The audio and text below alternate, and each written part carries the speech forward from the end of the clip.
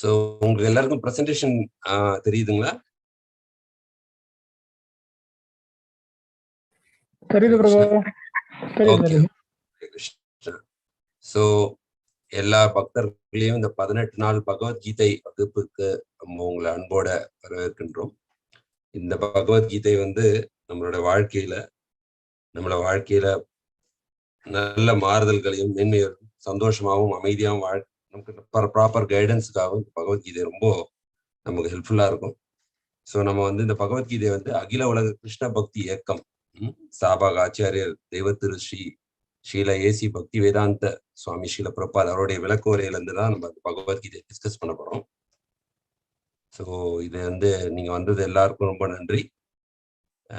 நம்ம இன்னைக்கு பகவான்கிட்ட பிரார்த்தனை பண்ணிக்கிட்டு இந்த வாரத்துக்கு ஒரு 18 சாப்டர், ஆக்சுவலி 18 அத்தியாயங்கள், ஒரு வாரத்துல ஒன்று நம்ம ஒரு வாரத்துல ஒரு சாப்டர் பார்ப்போம். ஸோ ரொம்ப சிம்பிளா தான் இருக்கும். அது எளிதில் ஈஸியா உங்களுக்கு புரிஞ்சுக்கிற மாதிரி தான் டிஸ்கஸ் பண்ணுவோம். நான் என்ன பண்றேன்னா, ஃபர்ஸ்ட் நீங்க எல்லாமே மியூட்ல தான் இருப்பீங்க. பட் கிளாஸ் முடிஞ்ச பிறகு அன்மியூட் பண்றேன். அதுக்கப்புறம் நீங்க ஏதாவது கேள்விகள் இருந்ததுன்னா நீங்க டிஸ்கஸ் பண்ணதுல இருந்து கேட்கலாம். இந்த சாப்டர் அதே மாதிரி இந்த சாப்டருடைய புக்ஸ், அதாவது ஸ்லோகம் அதெல்லாம் ஷேர் பண்றோம். அதையும் நீங்க கொஞ்சம் முன்னாடி பார்த்துட்டு வாங்க. அப்போ உங்களுக்கு ஏதாவது டவுட்ஸ் இருந்தா கூட நீங்க கேட்கலாம். Hare Krishna. So first Mangalacharan prayer start பண்ணிட்டு நம்ம கிளாஸ்க்குள்ள போலாம். ஓம் நமோ பகவதே வாசுதேவாய. ஓம் நமோ பகவதே வாசுதேவாய. ஓம் நமோ பகவதே வாசுதேவாய. ஓம் அஜ்ஞானதிமிரந்தஸ்ய ஞானாஞ்சனशलाकया चक्षुर्मिलितं येन तस्मै श्री गुरुवे नमः. श्री चैतन्य मनोभीष्टं स्थापितं येन भूतले स्वयं रूप कदा मह्यं ददाति स्वपदान्तिकं. वन्देऽहं श्रीगुरु श्रीयुतपदकमलं श्रीगुरून् वैष्णवांश्च श्रीरूपं साग्रजातं सहगन रघुनाथान्वितं तं सजीवं साद्वैतं सावधूतं परिजनसहितं कृष्ण चैतन्यदेवं श्री राधा कृष्ण पदान् सहगन ललिता श्री विशाखान्वितं च. हे कृष्णा करुणा सिंधो दीनबंधो जगत्पते गोपेशा गोपिका कांता राधा कांता नमोस्तुते. सप्त कांचन गौरांगी राधे वृंदावनेश्वरी वृषभानुसुते देवी प्रणमामि प्रिये. वाञ्छाकल्पतरुभ्यश्च कृपा सिन्धुभ्येव च पतितानां पावनेभ्यो वैष्णवेभ्यो नमो नमः. नमः ओं विष्णुपदाय कृष्णप्रेष्ठाय भूतले श्रीमते भक्ति वेदांत स्वामिनिति नामिने. नमस्ते सरस्वती देवी गौरवाणी प्रचारिणे निर्विशेष शून्यवादी पाश्चात्य देशतारिणे. मुखं करोति वाचालं पंगुं लंघयते गिरिमित्रपातं वन्दे श्री गुरुदीनतारिणं परमानंद माधवं श्री चैतन्य ईश्वरं. जय श्री कृष्ण चैतन्य प्रभु नित्यानंद श्री अद्वैत गदाधर शिवासदि गौरभक्तवृंदा. हरे कृष्णा कृष्णा कृष्णा हरे हरे. हरे राम राम राम हरे हरे. हरे कृष्णा कृष्णा कृष्णा हरे हरे. हरे राम राम राम हरे हरे. हरे कृष्णा कृष्णा कृष्णा हरे हरे. हरे राम राम राम हरे हरे. ஹரே கிருஷ்ணா. ஸோ அறிமுகம், என்னுடைய பேர் சிவகுண கிருஷ்ணதாஸ். இப்போ இந்த அகில உலக கிருஷ்ண பக்தி இயக்கத்துல நாங்கள் இந்த ஹரே கிருஷ்ணா இயக்கத்துல நாங்கெல்லாம் அந்த பகவத்கீதையை பிரபுபாதருடைய கருணை மூலமா கத்துக்கிட்டு, எங்களுக்குன்னு தனிப்பட்ட தகுதிகள் எதுவும் கிடையாது. இதை நாங்கள் சொல்லி கொடுக்கறதுனாலயோ நாங்கள் ரொம்ப அதாவது பெரிய தகுதி அப்படின்னு கிடையாது. அவருடைய இதை ஒரு போஸ்ட் மாஸ்டர் மாதிரி, பிரபுபாதர் ஒரு தூய பக்தர், பகவானுடைய தூய பக்தர். அவருடைய வாணியை ஒரு போஸ்ட் மாஸ்டர் மாதிரி உங்களுக்கு அப்படியே டிரான்ஸ்லேட் பண்ணி தமிழ்ல அதை உங்களுக்கு சொல்லி கொடுக்க போறோம். கண்டிப்பா உங்களுடைய வாழ்க்கையில மிகப்பெரிய மாற்றத்தை ஏற்படுத்துன்ற நம்பிக்கையும் பகவான் கிட்ட அந்த பிரார்த்தனையோட, பகவானுடைய கருணையினாலதான் நம்ம இந்த வாய்ப்பு பகவான் நமக்கு கொடுத்திருக்காரு. எனக்கும் பேசுறதுக்கான அந்த வாய்ப்பை கொடுத்திருக்கிறார், உங்களுக்கும் கேட்கறதுக்கான வாய்ப்பை கொடுத்திருக்கிறார். கேட்கறவங்களுக்கும் சொல்லி கேட்கறவங்களுக்கும் சரி, பேசுறவங்களுக்கும் 2 பேருக்குமே பகவானுடைய அனுகிரகம் கண்டிப்பா கிடைக்கும். ஸோ நம்ம இந்த நல்லபடியா இந்த பகவத்கீதை 18 வாரங்களும் சின்சியரா அட்டன் பண்ணி பகவானுடைய வாணி, பகவானுடைய அவருடைய வழிகாட்டுதல் எப்படின்னு சொல்லி அதை நம்ம கேட்டு அதுபடி நம்ம வாழ்க்கையை அமைச்சிக்கிறதுக்கு நல்லபடியா அமையணும்னு சொல்லி பகவானை பிரார்த்தனை பண்ணி நம்ம எல்லாரும் 3 முறை அவருடைய திருப்பாதங்கள்ல நமஸ்காரம் பண்ணி குரு வைஷ்ணவ ஆச்சாரியர்களுடைய ஆசிகளோட ஹரே கிருஷ்ண மகாமந்திரம் 3 முறை சொல்லலாம். ஹரே கிருஷ்ணா கிருஷ்ணா கிருஷ்ணா ஹரே ஹரே, ஹரே ராம ராம ராம ஹரே ஹரே, ஹரே கிருஷ்ணா கிருஷ்ணா கிருஷ்ணா ஹரே ஹரே, ஹரே ராம ராம ராம ஹரே ஹரே, ஹரே கிருஷ்ணா கிருஷ்ணா கிருஷ்ணா ஹரே ஹரே, ஹரே ராம ராம ராம ஹரே ஹரே. ஸோ இந்த பகவத்கீதை வந்து உண்மை உருவில், இங்கிலீஷ்ல பகவத்கீதை ஆசிட்டிஸ்னுவாங்க. உள்ளது உள்ளபடி பகவான் என்ன சொல்லியிருக்காருன்றத நம்ம வந்து ஒரு வாரம் பார்க்க போறோம். இது வந்து 18 அத்தியாயங்கள் உள்ளது, 18 சாப்டர்ஸ். அதுல 700 ஸ்லோகங்கள் பகவத்கீதையில இருக்கு. ஸோ இந்த 700 ஸ்லோகங்கள் வந்து நம்ம எப்படி பார்க்க போறோம்னா 18 வாரங்கள், வாரத்துக்கு ஒரு சாப்டர்னு பார்க்கணும். ஸோ ஒவ்வொரு திங்கட்கிழமையும் கரெக்டா சாயந்தரம் 6:30 இங்க குவைத் டைம் படி 6:30க்கு ஸ்டார்ட் பண்ணி 1 hour 7:30க்கு முடிச்சுட்டு 5 to 10 minutes 15 minutes ஏதாவது கேள்வி பதில்கள் இருந்தால் அதை பத்தி டிஸ்கஸ் பண்ணலாம். ஸோ இதே ஐடி தான், இந்த லிங்க் வச்சு நீங்க ஜாயின் பண்ணிக்கலாம். பட் எல்லாம் 18 செஷன் அட்டன் பண்ணாதான் உங்களுக்கு அந்த கம்ப்ளீட் பகவான் என்னோட இன்ஸ்ட்ரக்ஷன், அவர் என்ன நமக்காக என்ன கைடன்ஸ் சொல்றான்றது நமக்கு கிளாரிட்டி கிடைக்கும். ஸோ பௌதிகமாகட்டும் ஆன்மீகமாகட்டும் நம்ம ஏன் வந்து பகவத்கீதையை நோக்கி போறோம்னா, நமக்கு மனிதனான நமக்கு எப்போதுமே மகிழ்ச்சி வேணும். நம்ம ஒரு நல்ல உடை போடுறோம், இல்ல நல்ல உணவு சாப்பிடணும் அப்படின்னு நமக்கு எதை நம்ம பண்ணாலும் அதுக்கு பின்னாடி உள்ள ஒரு காரணம் என்னன்னா, நமக்கு மகிழ்ச்சி தேவை. நம்ம ஃபேமிலியோட டைம் ஸ்பெண்ட் பண்றோம். ஸோ மனிதனுக்கு பேசிக்காவே என்ன வேணும்னா மகிழ்ச்சி. அவங்க பண்ற செயல்கள்ல எல்லாத்துலயுமே மகிழ்ச்சி தேவை. ஸோ இப்போ ஆன்மீக வாழ்க்கையும் வந்து பாத்தீங்கன்னா மகிழ்ச்சிக்காக தான் நம்ம எடுத்துக்கிறோம். ஏன்னா பௌதிக வாழ்க்கையில நம்ம ட்ரை பண்ணோம், சில டைம் மகிழ்ச்சி வருது, பல டைம் துன்பங்கள் வருது. அப்புறம் நம்ம பாக்குறோம், சோ கடவுள் என்னதான் சொல்றாரு, எப்படி மகிழ்ச்சியா இருக்கிறதுன்னு பாக்குறப்பதான் நமக்கு வந்து நிறைய பேர் ஆன்மீக வாழ்க்கையை நோக்கி போறாங்க. ஸோ பிரபுபாதர் இந்த மகிழ்ச்சியை பத்தி என்ன சொல்றாருன்னு பார்ப்போம். ஒருவன் இன்பத்தை வெளியே தேடினால் அவன் பௌதிகவாதி. இன்பத்தை நமக்கு வெளியிலன்னா வெளியில உள்ள பொருட்கள் மேல, ஒரு சினிமாவுக்கு போறதோ இல்ல நல்ல உணவு சாப்பிடுறதோ, ஏதோ ஒரு தனக்கு வெளியில இன்பத்தை ஒருத்தன் தேடினா அவன் வந்து பௌதிகவாதின்னு சொல்றோம். ஆன்மீகவாதிக்கு என்ன டெபினேஷன் அப்படின்னா, ஒருவன் இன்பத்தை தனக்குள்ளே தேடினால் அவன் ஆன்மீகவாதி. சோ நமக்குள்ளே இன்பம் இருக்கு, அதை நம்ம வெளியில தேடுறோம். அந்த இன்பத்தை நம்ம கரெக்டா நமக்குள்ளே வந்து நம்ம தேடிக்கிட்டோம்னா அதுதான் ஆன்மீகவாதி. சோ பௌதிகவாதி ஆகட்டும் ஆன்மீகவாதி ஆகட்டும் இலக்கு என்னன்னு கேட்டீங்கன்னா இன்பம் தான். நமக்கு இன்பம் தான் இலக்கு.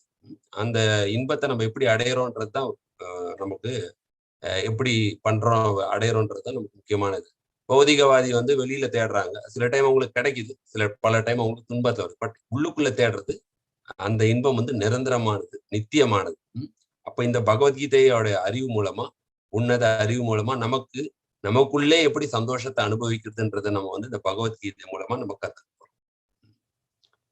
சில பிரபுபாத் கி ஜெய். அதே மாதிரி இந்த ஆன்மீக அறிவுன்னு சொல்றது வந்து மனிதனுக்கு தான் வந்து கொடுக்க முடியும். ஏன்னா நமக்கு எண்ணற்ற ஜீவராசிகள் இந்த பூமியில இருந்தாலும் மனிதனுக்கு தான் அந்த உயர்ந்த புத்தியும் அந்த அந்த கேப்பபிலிட்டியும் பகவான் கொடுத்திருக்கிறார். ஆன்மீக அறிவுனா நான் யார் என்ற இந்த கேள்வியை வந்து மனிதன் தான் கேட்க முடியும். நம்ம இதே இந்த பகவத்கீதையோட ஞானத்தை கொண்டு போய் நம்ம ஒரு மிருகத்துக்கோ விலங்குகளுக்கோ நம்ம கொடுக்க முடியாது. அவங்களால அந்த புரிஞ்சுக்கிற அளவுக்கு அந்த சக்தி கிடையாது.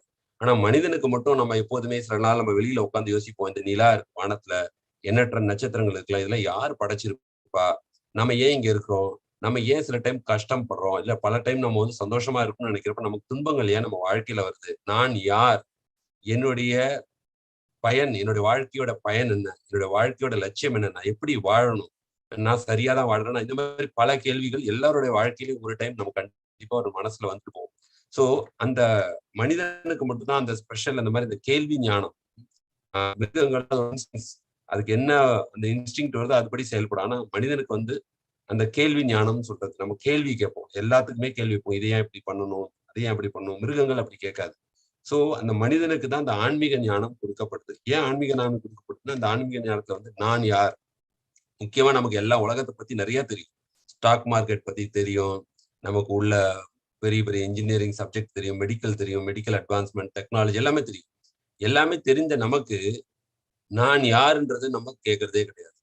நான் யார், இப்போ கடவுள் டாக்டர்கிட்ட போனா கூட சொல்றோம், டாக்டர் என்னுடைய உடம்பு வலிக்குது அப்படின்னு சொல்றோம், என்னுடைய கை வலிக்குதுன்றோம். அப்போ நான் சொல்றேன் என்னுடைய பேனா அப்படின்னு சொன்னா நானும் பேனாவும் ஒண்ணும் கிடையாது. அப்ப என்னுடைய உடம்புன்னு சொல்றப்பே நான் உடம்பு இல்லைன்றது ரொம்ப காமன் சென்ஸ்ல நம்ம புரிஞ்சுக்க முடியும்.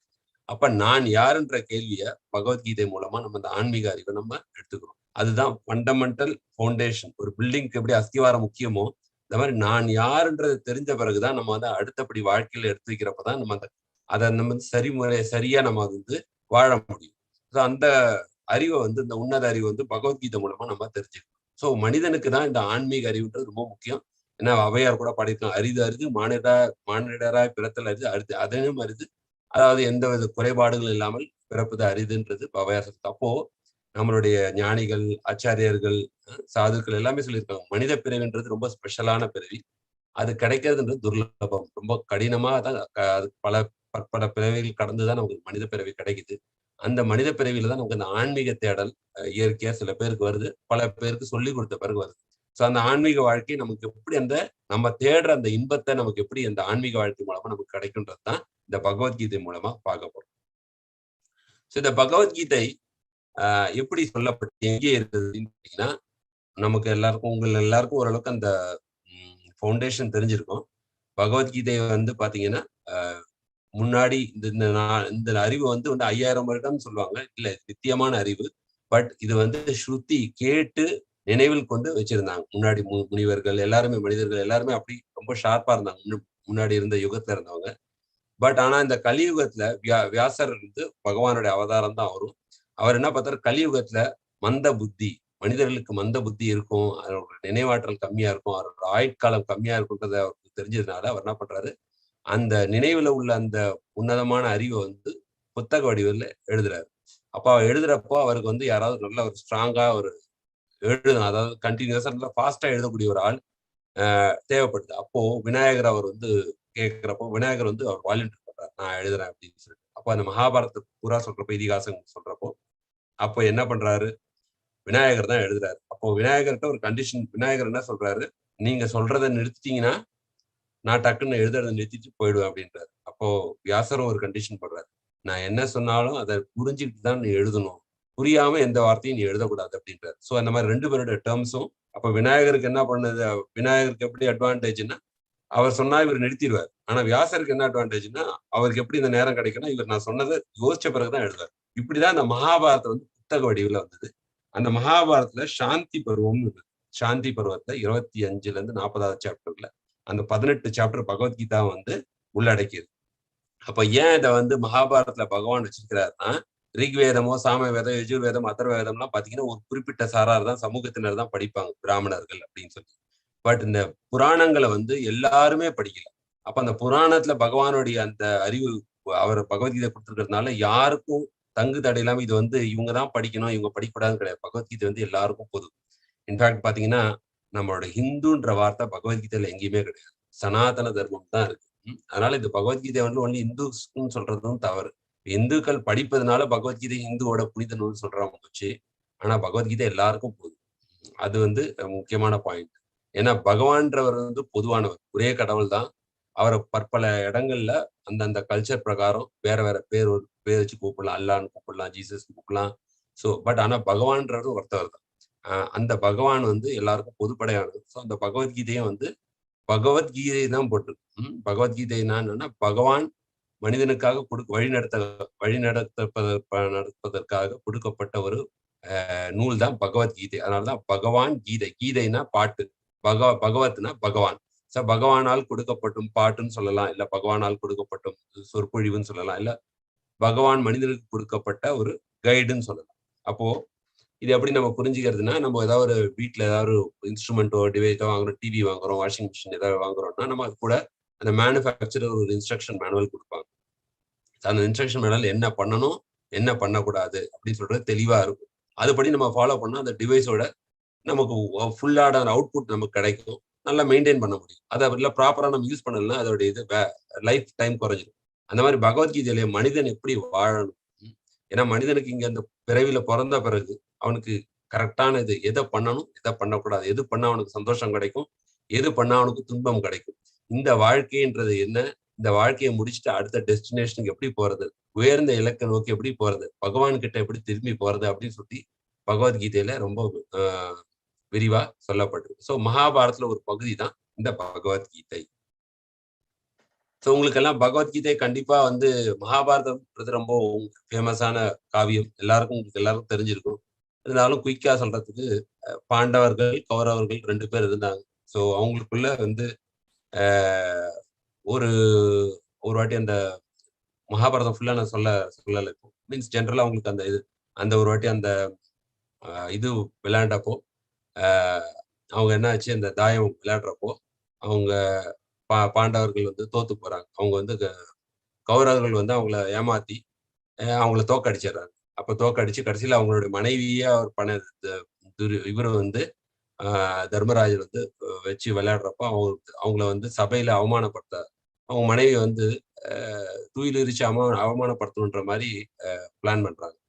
அத வந்து அப்போ அவங்க பகவான் கிட்ட வேண்டி அப்போ கிருஷ்ணர் வந்து அவங்கள வந்து அவங்க காப்பாத்துறாரு. அதெல்லாம் உங்களுக்கு தெரிஞ்ச கதை தான்.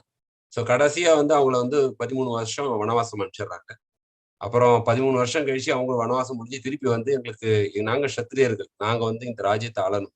அப்ப எங்களுக்கு உரிமையான அந்த நிலத்தை கொடுங்க ஆள்றதுக்குன்னு சொல்றப்போ, ஒரு குண்டூசி அளவு கூட தரமாட்டோம்னு சொல்லி ரிஜெக்ட் பண்ணி அனுப்பிடுறாங்க. அப்போ கிருஷ்ண பகவான் வந்து அதை மத்தியஸ்தம் பண்ணி அமைதியை நிலைநாட்டுறதுக்காக ஒரு வாட்டி தூதுவரா போறாரு. அவர் போய் ரெக்வஸ்ட் பண்ணியும் கொடுக்க மாட்டேன்றாங்க. அப்போ இந்த போர்ன்றது இன்னெவிட்டபிளா தவிர்க்க முடியாத ஒண்ணா ஆயிடுது. சில பேர் வந்து சொல்லுவாங்க பகவத்கீதை போர் புரியறதுக்காக தூண்டுறதுக்கான நூல். இல்ல, பகவத்கீதையை வந்து போரை தடுக்கிறதுக்கு எவ்வளவு முன்னாடி முயற்சி பண்ணார் பகவான். பட் கடைசியில அதர்மம் தலை தூக்கி தர்மத்தை அழிக்கணும்னு நினைக்கிறப்பதான் இந்த போர் வந்து அத்தியாவசியமான ஒன்றாக மாறி விடுகிறது. அப்போ அந்த மாதிரி போர்க்களத்துல வந்து ஒரு பக்கம் கௌரவர்களும் ஒரு பக்கம் பாண்டவர்கள். உலகத்துல உள்ள எல்லா ராஜாக்களும் என்ன பண்றாங்க, ஒரு பக்கம் கௌரவர்கள் சைடு சில பேர் போய் ஜாயின் பண்றாங்க, ஒரு பக்கம் பாண்டவர்கள். எப்படி நமக்கு 2 பார்ட்டி இருக்கு இந்தியாலன்னா, ஒரு பார்ட்டி இந்த பார்ட்டியை சப்போர்ட் பண்றதுக்கு கொஞ்சம் பேர், இந்த பார்ட்டியில சப்போர்ட் பண்றதுக்கு கொஞ்சம் பேர் போய் சேர்ற மாதிரி கௌரவர்கள் பக்கம் கொஞ்சம் பேர், பாண்டவர்கள் பக்கம் கொஞ்சம் பேர் வந்து போறாங்க. ஸோ அப்போ அந்த மாதிரி அர்ஜுனருக்கு தேரோட்டியா பகவான் ஒத்துக்கிறாரு. அப்போ வந்து இந்த போர்க்காலத்துலலாம் ஃபர்ஸ்ட் இன்ட்ரோடக்ஷன் வந்து படைகளை கவனித்தல். படைகளை கவனிக்கிறப்ப என்ன நடக்குது அப்படின்றதுதான். ஃபர்ஸ்ட் சாப்டர்ல ரொம்ப பிலாசபி எதுவும் இருக்காது. சிம்பிளா படைகளை கவனித்தல், யார் யாரு என்னென்ன இண்டிகேஷன், அவங்கவுங்க மனநிலை எப்படி இருந்தது, அதுதான் மெயினா. அந்த படைகளத்துல உள்ள அவங்களோட மனநிலை, அதை திருதராஷ்டிரர் வந்து எப்படி அவரோட அரண்மனையில இருந்து சஞ்சயர் அவருடைய செக்ரட்டரி, அவர் வந்து அவருடைய குரு வியாசர் கொடுத்த அந்த திருஷ்டி மூலமா அவர் படைகளத்துல என்ன நடக்குன்னு சொல்லி லைவ் டெலிகாஸ்ட் பண்றாரு திருதராஷ்டிரர். அப்போ அவருடைய மனநிலை எப்படி இருந்தது, துரியோதனோட மனநிலை எப்படி இருந்தது, அர்ஜுனனோட மனநிலை எப்படி இருந்தது, இதுதான் வந்து பகவத்கீதையோட ஃபர்ஸ்ட் சாப்டருடைய சாராம்சம். அவங்களுடைய மனநிலையை வந்து நம்ம இங்க பிரதிபலிக்கிறோம். ஸோ பகவத்கீதை என்னென்ன விஷயங்களை நமக்கு சொல்லிக் கொடுக்குது. பகவத்கீதை முக்கியமான 5 விஷயங்களை சொல்லிக் கொடுக்குது. இதெல்லாம் நம்ம ஸ்கூல்லயோ காலேஜ்ல படிச்சிருக்கோம்.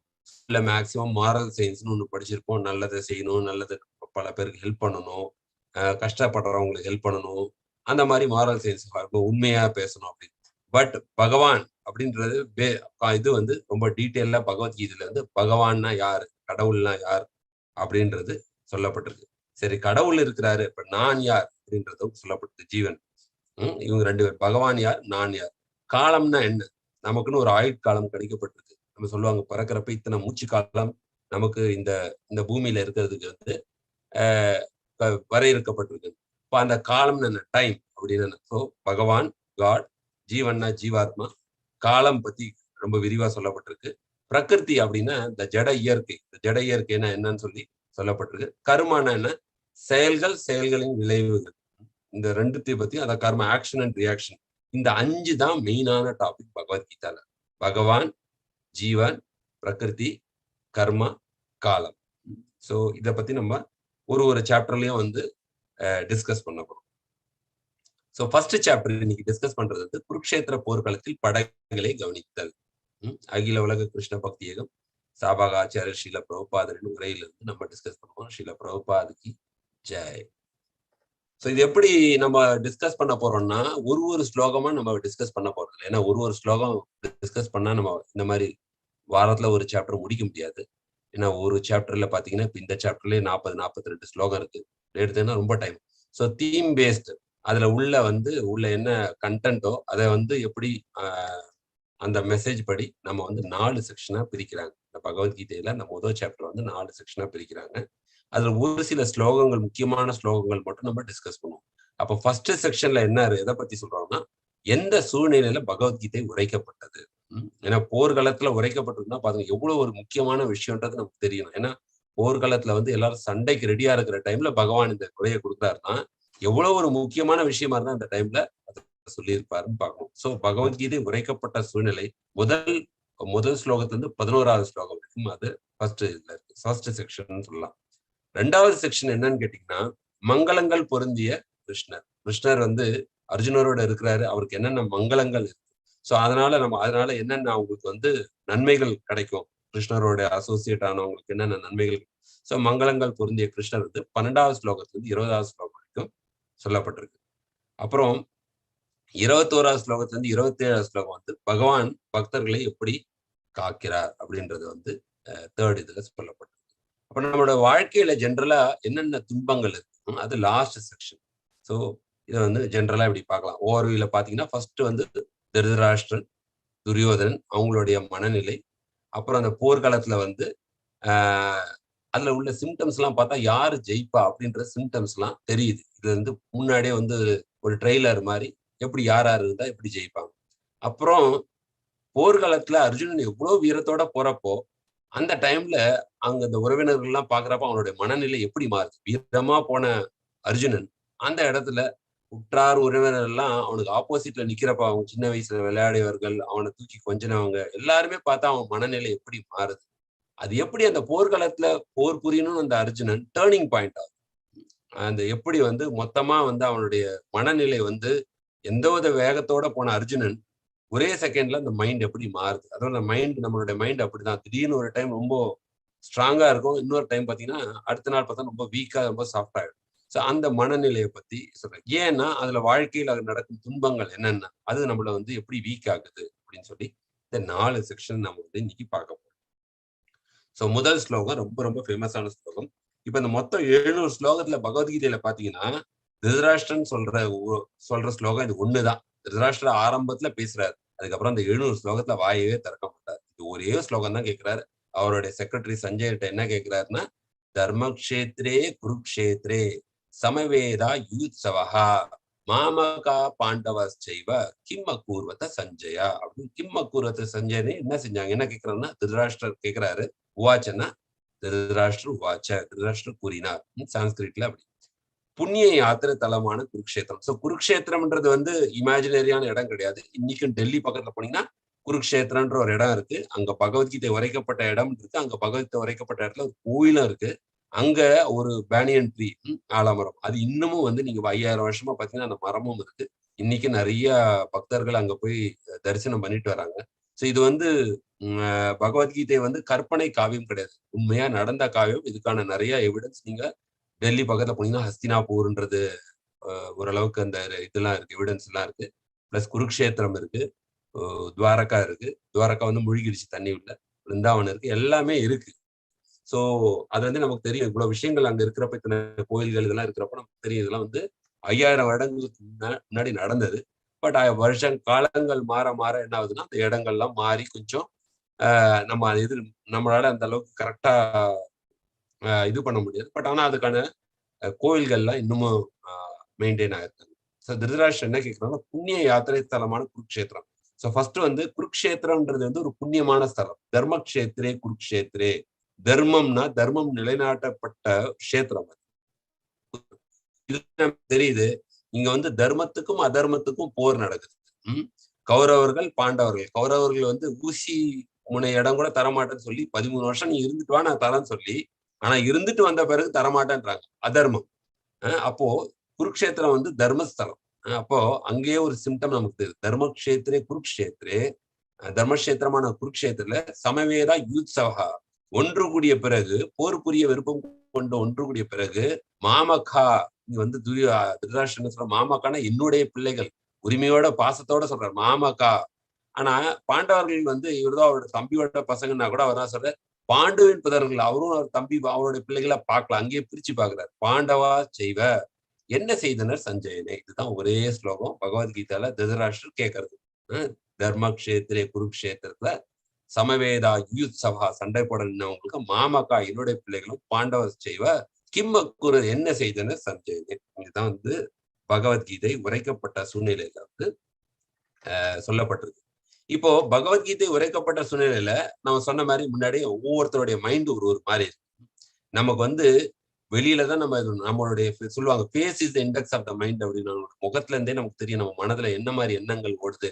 பயம்னா ஒரு மாதிரி முகம் தெரியும், சந்தோஷம்னா அது முகத்துல தெரியும், கவலைனா தெரியும். அப்போ இவங்களுடைய மனநிலை எல்லாம் எப்படி எப்படி இருக்கு. ஸோ அதுபடிதான் அவங்க வந்து ரியாக்ட் பண்றாங்க. ஸோ ஃபர்ஸ்ட் நம்ம பார்க்க போறது வந்து முதல் ஸ்லோகம் சொன்ன கேட்ட திருதராஷ்டிர சஞ்சய்க்கு அவருடைய மனநிலை எப்படி இருந்தது. அடுத்தது துரியோதனன் அவருடைய பிள்ளையான துரியோதனனின் மனநிலை பத்தி நம்ம பார்க்க போறோம். ஸோ திருதராஷ்டிரோட மனநிலை எப்படி இருந்தது? ரொம்ப டென்ஷனா இருந்தது. அவருக்கு சந்தேகம், தர்மக்ஷேத்திரத்துல இந்த மாதிரி சண்டை போட போறாங்களே, என் பசங்க ஜெயிச்சிருவாங்களா?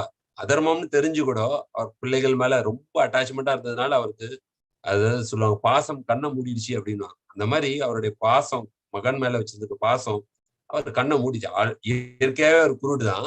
பட் உள்ளுக்குள்ள இருந்த அகத்திரையும் மூடப்பட்டிருக்கு பாசத்தினால. அதனால அவருக்கு தர்மம் ஜெயிக்கணும்ன்றதெல்லாம் அவருக்கு இன்ட்ரெஸ்ட் கிடையாது.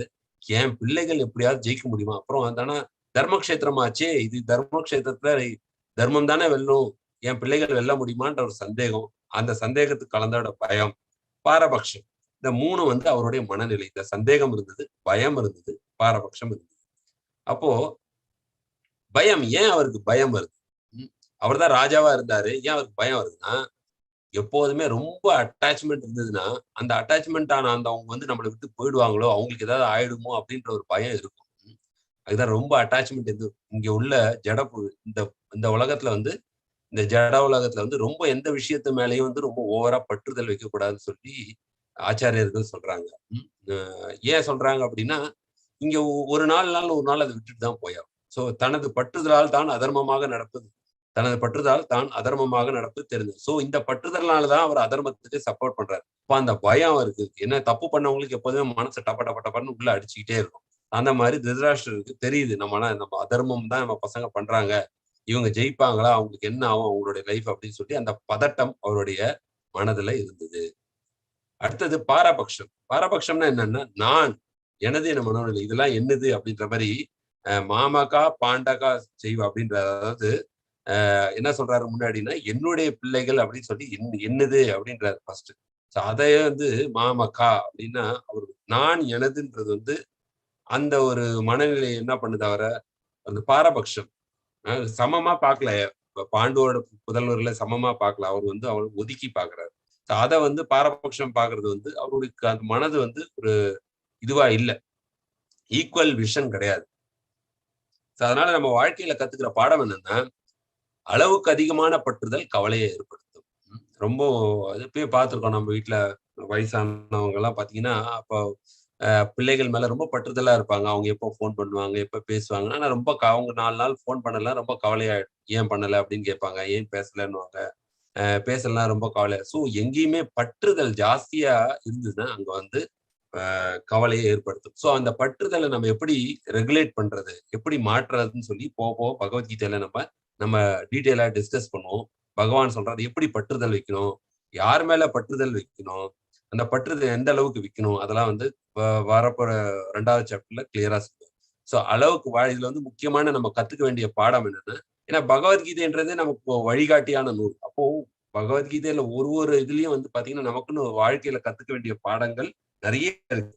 இதுதான் பாடம் இல்லை, இது வந்து நிறைய பாடங்கள் இருக்கு. பட் நம்ம மெயினா கத்துக்க வேண்டிய பாடம் திருதராஷ்டிரத்துல இருந்து அளவுக்கு அதிகமான பற்றுதல் கவலை ஏற்படுத்தும். அது தவறான வழியில கூட இது பண்ணும்.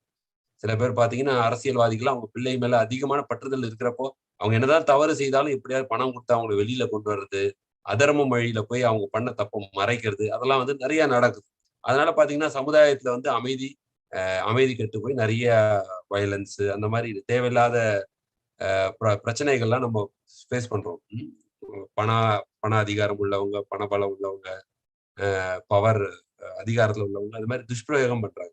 எப்போதுமே நம்ம தெரிஞ்சுக்கணும், யார் மேலேயும் அளவுக்கு அதிகமான ஒரு பொருள் மேலேயோ ஒரு நபர் மேலேயோ அளவுக்கு அதிகமான பற்றுதல் வச்சா அது நம்மளுக்கு கவலையில தான் முடியும். நம்ம என்ன நினைப்போம், அவங்க இருக்கிறதுனால நம்மளுக்கு லைஃப் நல்லா இருக்கு, கிடையாது. எந்த பொருள்னால இங்க பௌதிகத்துல இன்பம் வருதோ அதே பொருள்னால நமக்கு பொருளோ பர்சனாலேயோ துன்பமும் இருக்கும். அதான் இந்த உலகத்தோடைய இயற்கை. இது திருதராஷ்டிரருடைய நிலை பார்த்தோம். அவருடைய மனநிலையில இருந்து பற்றுதல், அந்த பயம் இருந்தது, கவலை இருந்தது. பாரபட்சமா இருந்தது அவருடைய மனநிலை. இப்ப துரியோதனோட மனநிலை, துரியோதனன் வந்து ரொம்ப தெம்பா இருக்கிறார். அவருக்கு பயம்ன்றது கிடையாது. ஏன்னா அவர் போர் புரிஞ்சு இந்த உலகத்தையே நான் தான் ஆளணும், எல்லாரும் எனக்கு எனக்கு கீழே இருக்கணும், இந்த பாண்டவர்களுக்கு ஒரு துளி இடம் கூட கிடைக்காம இருக்கணும், அவங்க எல்லாரையும் பினிஷ் பண்ணிட்டு சொல்லிட்டு அப்ப என்ன பண்றாருன்னா ரொம்ப அந்த அகம்பாவம் ரொம்ப ஜாஸ்தியா இருக்கு. அகம்பாவம் ரொம்ப ஜாஸ்தியா இருந்தா அவங்க விழப்போறாங்கன்றது சிம்டம். எல்லாம் ஈவன் பைபிள்ல கூட இருக்கு. ஒருத்தன் விழறதுக்கு முன்னாடி அவனுக்கு அகம்பாவம் ரொம்ப கூடும். அப்போ எல்லா ரிலிஜியஸ் ஸ்கிரிப்சர்ஸ்லயும் பாத்தீங்கன்னா இந்த அகம்பாவம் வந்து அகம்பாவம், தற்பெருமை இதெல்லாம் வந்து ரொம்ப நல்ல குணம் சொல்லி சொல்லப்படும். அப்ப துரியோதனன் மனநிலை எப்படி இருந்ததுன்னா தனது படையை பற்றி தற்பெருமை பேசிக்கொள்ளு. இப்ப என்னுடைய படைகள் எவ்வளவு பேர் இருக்கிறாங்க, இவங்க பாண்டவர்கள்ட்ட என்ன இருக்கு, இவங்க எப்படி ஜெயிப்பாங்க அப்படின்ற மாதிரி பாக்குற. ஆனா அதே சமயத்துல பாண்டவர்கள் பக்கம் ரொம்ப பவர்ஃபுல்லான ஆளுங்கெல்லாம் இருக்கிறத பார்த்தாலும் ஒரு லைட்டா அவருக்கு பயம் இருக்கு. பீமன் இருக்கிறது, அப்புறம் மத்தவங்க எல்லாம் இருக்கிறத பார்த்துட்டு அவர் பயப்படுறாரு. அதே மாதிரி இந்த சைட்ல என்ன பண்றாருன்னா அவருக்கு சந்தேக குணமும் இருக்கு. இந்த பக்கம் யாரு இருக்கா, பீஷ்மர் இருக்காரு, துரோணாச்சாரியர் இருக்காரு. துரோணாச்சாரியர் தான் வழி நடத்துறாரு இந்த படைகள் எல்லாம். அப்போ அவங்க துரோணாச்சாரியர்கிட்டே சொல்றாரு, நீங்க ட்ரெயின் பண்ண அவங்க எல்லாம் உங்களுக்கு ஆப்போசிட்ல நிக்கிறாங்க, நீங்க என்ன இந்த மாதிரி அவங்க நமக்கு விரோதின்னு தெரிஞ்சு அவங்களுக்கு எல்லாம் இந்த மாதிரி ட்ரைனிங் கொடுத்துருக்கீங்க அப்படின்னு சொல்லி அவர் மேல இப்ப நீங்க வந்து அவங்க மேல பாரபட்சமா ஆயிடுவாங்க, உள்ளுக்குள்ள ஒரு பயம் இருக்கு. சோ நேர்மையானவர்களை சந்தேகப்படுவது, தனது படை பற்றி தற்பெருமை பேசிக்கொள்வது, இதெல்லாம் வந்து துரியோதனோட மனநிலை அந்த இடத்துல. சோ 2 பேரும் வார்ஃபீல்ட்ல வந்து இந்த மாதிரி பேசிக்கிறாங்க. இதுல நம்ம கத்துக்கிறது என்னன்னா, தற்பெருமை யாரு பேசுவா, நமக்கு எப்போ நம்ம மேல நம்பிக்கை இல்லையோ, கான்பிடன்ஸ் இல்லையோ, செல்ஃப் கான்பிடன்ஸ் இல்லாதவங்க தான் வந்து தற்பெருமை தன்னை பத்தி சொல்லுப்பாங்க. ஏன்னா அவங்க அப்படிதான் ப்ரூவ் பண்ண முடியும். உள்ளுக்குள்ளே ஆல்ரெடி நமக்கு ரொம்ப நம்ம வந்து கான்பிடன்ஸ் இருந்ததுன்னா நம்ம வெளியில சொல்லணும்னு அவசியம் இல்லை. பட் இங்க வந்து எப்படி துரியோதனை எப்படி பாக்குறாருன்னா அந்த தற்பெருமையை வெளிப்படுத்தி அவருடைய ஆர்டிபிஷியலா அவருடைய இந்த பாதுகாப்பான இந்த இதை வந்து பலப்படுத்துறாரு. அதே மாதிரி 2வது அவருடைய பக்கம் இருக்கிற துரோணாச்சாரியர் பீஷ்மர் மேலே சந்தேகப்படுறாரு. இவங்க எல்லாம் அந்த பாண்டவர்கள் சாதகமா பண்ணி போர்ல வந்து நம்ம தோக்கடிச்சிருவாங்களோ அப்படின்றாரு. அப்ப சந்தேகப்படுவதால் என்ன ஆகுது, நம்ம வாழ்வில் சிலரை இழக்கிறோம். நம்மளாம் லைஃப்ல நிறைய பிராக்டிக்கல் எக்ஸாம்பிள் பார்த்திருப்போம். எப்படி சந்தேகம் வந்து ஒருத்தவங்களை வந்து நிம்மதியா இருக்க விடாது. கணவனோ மனைவியோ குடும்பத்துக்குள்ள பிள்ளைகளோ யாராவது சந்தேகப்பட்டாலே பாத்தீங்கன்னா உறவினருக்குள்ள சந்தேகப்பட்டா அந்த உறவு வந்து பலமா இருக்காது, ரொம்ப வீக்கா இருக்கும். அதனால என்ன ஆகுது, சந்தேகப்படுவதால் நம்ம வாழ்வில் சிலரை இழக்கிறோம். இங்கே துரியோதனன் வந்து பல பேரை இழக்க போறோம் இந்த சந்தேகப்படுறதுனால. அன்புக்குரியவர்களை புண்படுத்திக்கிறோம். அந்த சந்தேகப்படுறப்ப நம்ம என்ன பண்றோம், ரொம்ப ஹார்ஷா பேசுவோம் அவங்க கிட்ட சந்தேகப்படுறதுனால, நம்ம அவங்க மேல நம்பிக்கை இல்லாதனால. அதனால என்ன பண்றோம், அவங்களுடைய மனத்தையும் நம்ம புண்படுத்துறோம். அந்த மாதிரி பாத்தீங்கன்னா இங்கேயும் வந்து அவர் துரோணாச்சாரியரையும் பீஷ்மரையும் நிறைய இடத்துல துரியோதனன் வந்து புண்படுத்துறாரு. என்ன நீங்க எப்படி சண்டை போட போறீங்க, எப்படி இந்த இதை பண்ண போறீங்கன்னு சொல்லிட்டு பாத்தீங்கன்னா மகாபாரத யுத்தத்துல டெய்லி அந்த வார் முடிஞ்ச உடனே பாத்தீங்கன்னா டெய்லி இன்சல்ட் பண்றாரு துரியோதனன். சோ அன்புக்குரியவர்களை வந்து புண்படுத்திக்கிறோம். அவங்க வந்து வயதுல மூத்தவங்களா இருந்தாலும் அந்த ரெஸ்பெக்ட் கொடுக்காம அவர் வந்து அவங்க மனதை வந்து நோகடிக்கிறார். இப்ப நம்ம 2வது செக்ஷன் போறது மனநிலை பார்த்துட்டோம். துரியோதனோட மனநிலை பார்த்துட்டோம், திருதராஷ்டிரோட அப்பாவுடைய மனநிலை பார்த்துட்டோம், பிள்ளையோட மனநிலை பார்த்துட்டோம். இப்ப 2வது செக்ஷன் வந்து மங்களங்கள் பொருந்திய கிருஷ்ணர்ல என்ன டாபிக்னா வெற்றியின் அறிகுறிகள். நான் சொன்ன பாத்தீங்கன்னா அதாவது ட்ரைலர் மாதிரி எப்படி யாரு வின் பண்ணுவாங்க எல்லாருக்கும் ஒரு இதுவா இருக்கும் இல்லையா, யாரு ஜெயிக்க போறாங்க அப்படின்ட்டு. ஏன்னா உலகமே பாக்குற ஒரு நார்மல் கிரிக்கெட் மேட்ச்னாலே அவ்வளவு பேர் பாக்குறாங்க. சரி, இது உலகமே 2 பார்ட்டியா பிரிஞ்சு சண்டை போடுறாங்கன்னா யாரு ஜெயிக்க போறாங்க, யாரு ஆள போறாங்க இந்த உலகத்தை அப்படின்றது ரொம்ப எல்லாருக்கும் அந்த இது இருக்கும், ஆவல் இருக்கும். இப்ப வெற்றியின் அறிகுறிகளா வந்து கொஞ்சம் சஞ்சயர் வந்து சொல்றாரு என்னென்ன வெற்றியின் அறிகுறிகள். இப்ப இதெல்லாமே நம்ம சொல்றதுல வந்து சஞ்சயர் வந்து திருதராஷ்டிரருக்கு சொல்றாரு ஒரு ஸ்லோகமா, அதை அங்க நடக்கிறத அப்படியே லைவ் டெலிகாஸ்ட் பண்றாரு. அவருக்கு அந்த தெய்வீக சக்தி இருந்தது. அவருடைய குரு வியாசர் வந்து அவருக்கு அந்த சக்தியை கொடுத்தாரு. தொலைதூரத்துல நடக்கிறத கூட நீ பார்த்து இது பண்ண முடியும், அந்த சக்தி அவருக்கு அந்த ஆசீர்வாதம் கிடைச்சதுனால அதை வச்சு திருதராஷ்டிரருக்கு வந்து கண்ணு தெரியாதனால அதை வச்சு அவர் தூரக்கா அவர் அரண்மனையில உட்கார்ந்தபடியே போர்க்காலத்துல என்ன நடக்குதுன்னு பார்த்து அவர் வந்து கொடுக்குறாரு. நம்ம வெற்றியின் அறிகுறிகளா என்னென்ன பாக்குறாரு, தெய்வீக சங்குகள். பாண்டவர்கள் பக்கம் இருந்ததெல்லாம் தெய்வீக சங்குகள். எல்லாத்தோட முக்கியம் கிருஷ்ணர் வந்து பகவானே ஸ்வயம் பகவான் வந்து பாண்டவர்களோட இருக்கிறார். இதுக்கு மேல என்ன அறிகுறி வேணும். அதே மாதிரி அர்ஜுனன் உட்கார்ந்துருக்க ரதத்துல அந்த கொடியில வந்து ஹனுமான் உட்கார்ந்துருக்காரு. அப்புறம் அதிர்ஷ்ட தேவதை ஸ்ரீ மகாலட்சுமி தாயார் வந்து எப்போதுமே பகவானுடைய ஹிருதயத்துல உட்கார்ந்துருக்காங்க, அமர்ந்திருக்கிறாங்க, அவங்க இருக்கிறாங்க. அக்னி தேவர் கொடுத்த தேர் அர்ஜுனன்ட்ட இருக்கு. சோ இதெல்லாம் வந்து வெற்றியின் அறிகுறி, சிம்டம்ஸ் ஆஃப் விக்டரி. இதெல்லாம் வந்து வெற்றியின் அறிகுறிகளா வந்து பாக்குறாங்க. அப்ப என்னென்ன தெய்வீக சங்குகள் இருந்தது அங்க அப்படின்னு பாத்தீங்கன்னா, அவங்க எல்லாம் சங்கெல்லாம் வந்து ஒவ்வொருத்தரா இது பண்றாங்க, ப்ளோ பண்றாங்க. அப்ப என்னென்ன சங்குகள்லாம் இருந்ததுன்னா, கிருஷ்ணர் வந்து பாஞ்சஜன்யம்ன்ற சங்கு இருந்தது, தெய்வீக சங்கு. அர்ஜுனன் கிட்ட தேவதத்தம் அப்படின்ற சங்கு இருந்தது. பீமன் கிட்ட பவுண்ட்ரம் அப்படின்னு ஒரு சங்கு இருந்தது. யுதிஷ்டர்ட்ட வந்து அனந்த விஜயம். நகுலன் வந்து சுகோஷம். சகாதேவன்றது மணி புஷ்பகம். சோ இதெல்லாம் தெய்வீக சங்குகள். அப்ப என்ன ஆகுது, இவங்க எல்லாம் அந்த சங்குகளை வந்து இது பண்றப்போ திருதராஷ்டிரின் மகன்கள் இதயங்கள் சிதறி போயின. இது ஒரு ஸ்லோகம் இருக்கு. எப்படி இவங்களுடைய ஒளி, இந்த சங்குல இருந்து ஒளி கிளம்புறப்போ அவங்களோட அந்த திருதராஷ்டிரோட மகள் இதயெல்லாம் வந்து அப்படியே வைப்ரேட் ஆக ஆரம்பிச்சிச்சு பயத்துல. ஏன்னா அது ஒரு சிம்டம். அந்த அளவுக்கு அந்த தெய்வீக சங்கு முழங்குறப்போ அவங்களுக்கு இயற்கையாவே அந்த பயம் வந்தது. ஏன்னா அவங்களுக்கு ஓரளவுக்கு என்ன நடக்க போகுதுன்றது ஓரளவுக்கு முன்கூட்டியே தெரியுது. ஏன்னா அதர்மத்துல இருக்கிறதுனால ஒரு சில பேருக்கு அந்த சிம்டம்ஸ் ஆல்ரெடி தெரியுது. அப்புறம் வந்து சகோஷோ திருதராஷ்டிரானாம் ஹிருதயாணி வித்யாராத் வியாதேயாராத் நபிஷ்ய புத்திம் செய்வ துமுலோ அபயான் நாதயர். அப்படின்னா என்ன அர்த்தம்னா, பல்வேறு சங்குகளின் முழக்கம் பேரொழியாக எழுந்து பூமியும் வானமும் நடுங்குமாறு எதிரொலிக்க திருதராஷ்டிரின் மகன்களுடைய இதயங்கள் சிதறி போயிடும். முன்னாடி பார்த்த மாதிரி அந்த சங்க இது பண்றப்போ வந்து திருதராஷ்டிரோட இதயங்கள் வந்து அப்படின்னு சொல்லி சிம்டம்ஸ் சொல்றாங்க. அது இல்லாம பகவானே இங்க இருக்கிறார். பகவத்கீதால லாஸ்ட் ஸ்லோகம் என்ன சொல்றாங்கன்னா, எத்திர யோகேஸ்வரோ கிருஷ்ணோ எத்திர பார்த்தோ தனுர்தரா தத்ர ஸ்ரீர் விஜயோ பூதி துருவானிதீர் மதிர்மமா. யார்? சஞ்சயர் சொல்றாரு. எங்கெல்லாம் யோகிகளின் நிறைவான கிருஷ்ணர் எங்கெல்லாம் இருக்கின்றாரோ, உன்னத வில்லாளியான அர்ஜுனன்னா அர்ஜுனனும் சொல்லலாம், நம்மள மாதிரி ஜீவாத்மாவும் சொல்லலாம். உன்னத வில்லாளியான அர்ஜுனன் எங்கெல்லாம் இருக்கின்றாரோ அங்கெல்லாம் நிச்சயமாக செல்வமும் வெற்றியும் அதாவது இங்கே கன்க்ளூஷன் சொல்லிட்டாங்க. செல்வமும் இருக்கும், வெற்றியும் இருக்கும், அசாதாரணமான வலிமையும் இருக்கும், நியாயமும் இருக்கும், தர்மம் என்பது என் அபிப்பிராயம் சொல்லி சஞ்சயர் சொல்றாரு. அப்போ பகவான் பாண்டவர்கள்ட்ட இருக்கிறப்ப இந்த போர் வந்து பகவான் கண்டிப்பா பாண்டவர்களுக்கு தான் விஜயம், ஜெயம்ன்றது உறுதிப்படுத்தப்படும். அப்போ உங்களுக்கு இதுல ஒரு முக்கியமான விஷயம் என்னன்னா, போர் புரியறதுக்கு முன்னாடி அர்ஜுனன் துரியோதனன் 2 பேருமே கிருஷ்ணர்கிட்ட போறாங்க ஹெல்ப்புக்காக. அப்போ கிருஷ்ணர் சொல்றாரு, அப்ப துரியோதனன் போய் முதல்ல நிக்கிறான். அப்புறம் ஃபர்ஸ்ட் அர்ஜுனன் நிக்கிறான், அப்புறம் அடுத்த துரியோதனன் போறான். அர்ஜுனன் வந்து அவருடைய தலைக்கிட்ட கால் மாட்டுல நிக்கிறார் அர்ஜுனன். துரியோதனன் வந்து அவர் தலைக்கிட்ட போய் நிக்கிறார். கிருஷ்ணர் எழுந்து பார்த்த உடனே கேட்கிறார், ஃபர்ஸ்ட் பார்த்தது அர்ஜுனன். அர்ஜுனா என்ன வேணும் அப்படின்னு. துரியோதனன் சொன்னால, நான் தான் முதல்ல வந்தேன். இல்ல நான் முதல்ல வந்தாலும் நீ முதல்ல வந்தாலும் நான் பார்த்தது அர்ஜுனன். பட் இருந்தாலும் பேசிட்டு என்ன வேணும்னு கேட்டப்போ அர்ஜுனன் சொல்றாரு, துரியோதனே முதல்ல கேட்கட்டும் அப்படின்னு உடனே இப்ப துரியோதனன் கேட்கிறான், எனக்கு இப்போ பகவான் சொல்றாரு, நான் இருக்கேன், என்னுடைய படைகள்லாம் இருக்கு, உங்களுக்கு என்ன வேணும்? என்னோட துரியோதனனுக்கு அர்ஜுனன் கேட்கிறான் ஃபர்ஸ்ட், கிருஷ்ணா நீ இருந்தா போதும் அப்படின்னு உடனே துரியோதனுக்கு ரொம்ப சந்தோஷம். பரவாயில்லையே, நமக்கு கிருஷ்ணர் தேவையில்லை, பகவான் வேண்டாம், நான் பகவானுடைய சொத்து வேணும். அதோடைய நாராயண சேனி அவருடைய படைகள்லாம் இருந்தா நம்ம ஜெயிச்சிடலாம் அப்படின்னு நினைக்கிறோம்.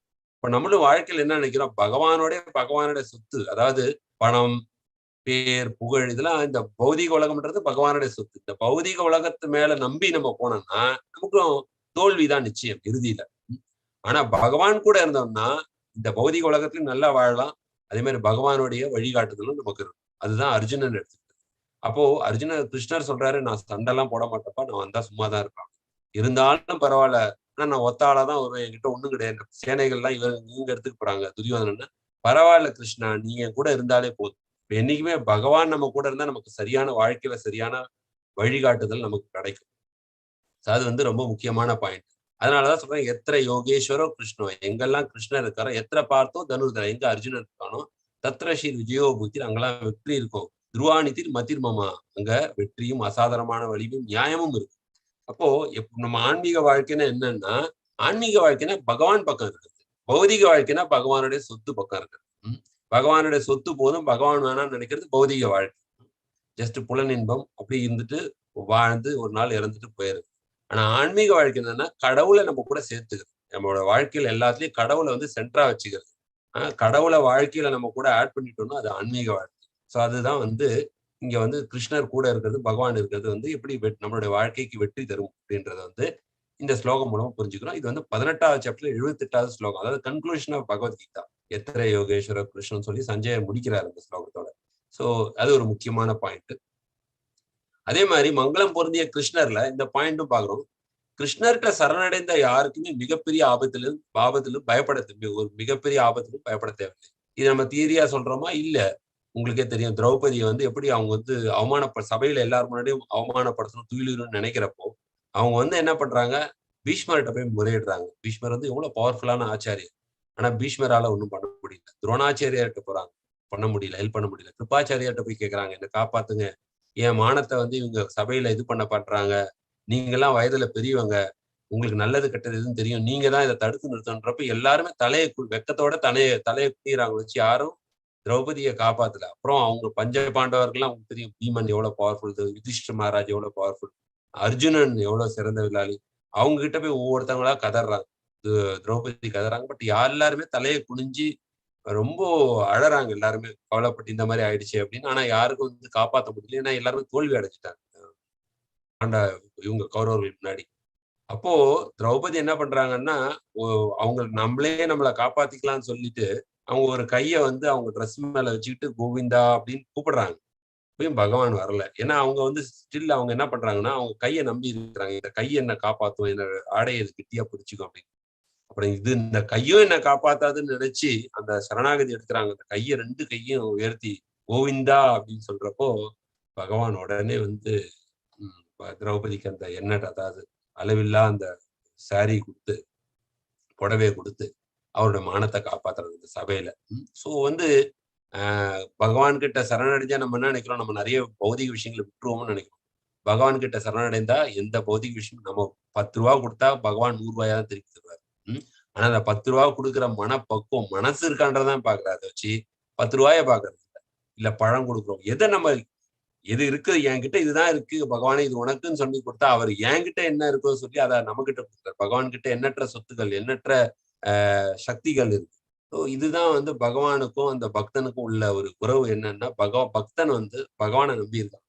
பகவான் என்ன பண்றாருன்னா, பக்தனுடைய சந்தோஷம் தான் அவருடைய சந்தோஷம். அவருடைய முக்கியமான குறிக்கோளா வாழ்க்கையில இது பண்றாரு. அததான் சொல்றாங்க ஒரு இதுவா, ராகே கிருஷ்ண மாரேக்கே, மாரே கிருஷ்ணா ராகேக்கேன்னா, பகவான் யார கொல்லணும்னு நினைச்சா அந்த அவரை யாரும் காப்பாத்த முடியாது. உங்களுக்குலாம் தெரியும் இரண்யகசிபு எவ்வளவு பவர்ஃபுல்லா இருந்தார். எல்லாரும் பயந்தாங்க. ஆனா பகவான் ஒரே செகண்ட்ல பேப்பர் கிழிச்சு போடுற மாதிரி கிழிச்சு போட்டார். அதே மாதிரி மாரே கிருஷ்ண ராக்கேக்கு ஒருத்தர் பகவான் கொல்லணும்னு நினைச்சா யாரும் காப்பாற்ற முடியாது. ராக்கே கிருஷ்ண மாரேக்குன்னா, அதாவது இது என்ன இந்த இது ஒரு ஃபேமஸான இது கொட்டேஷன் சொல்லுவாங்க. பகவான் யார காப்பாத்தணும்னு நினைக்கிறாங்களோ அவங்கள வந்து யாரும் அழிக்க முடியாது.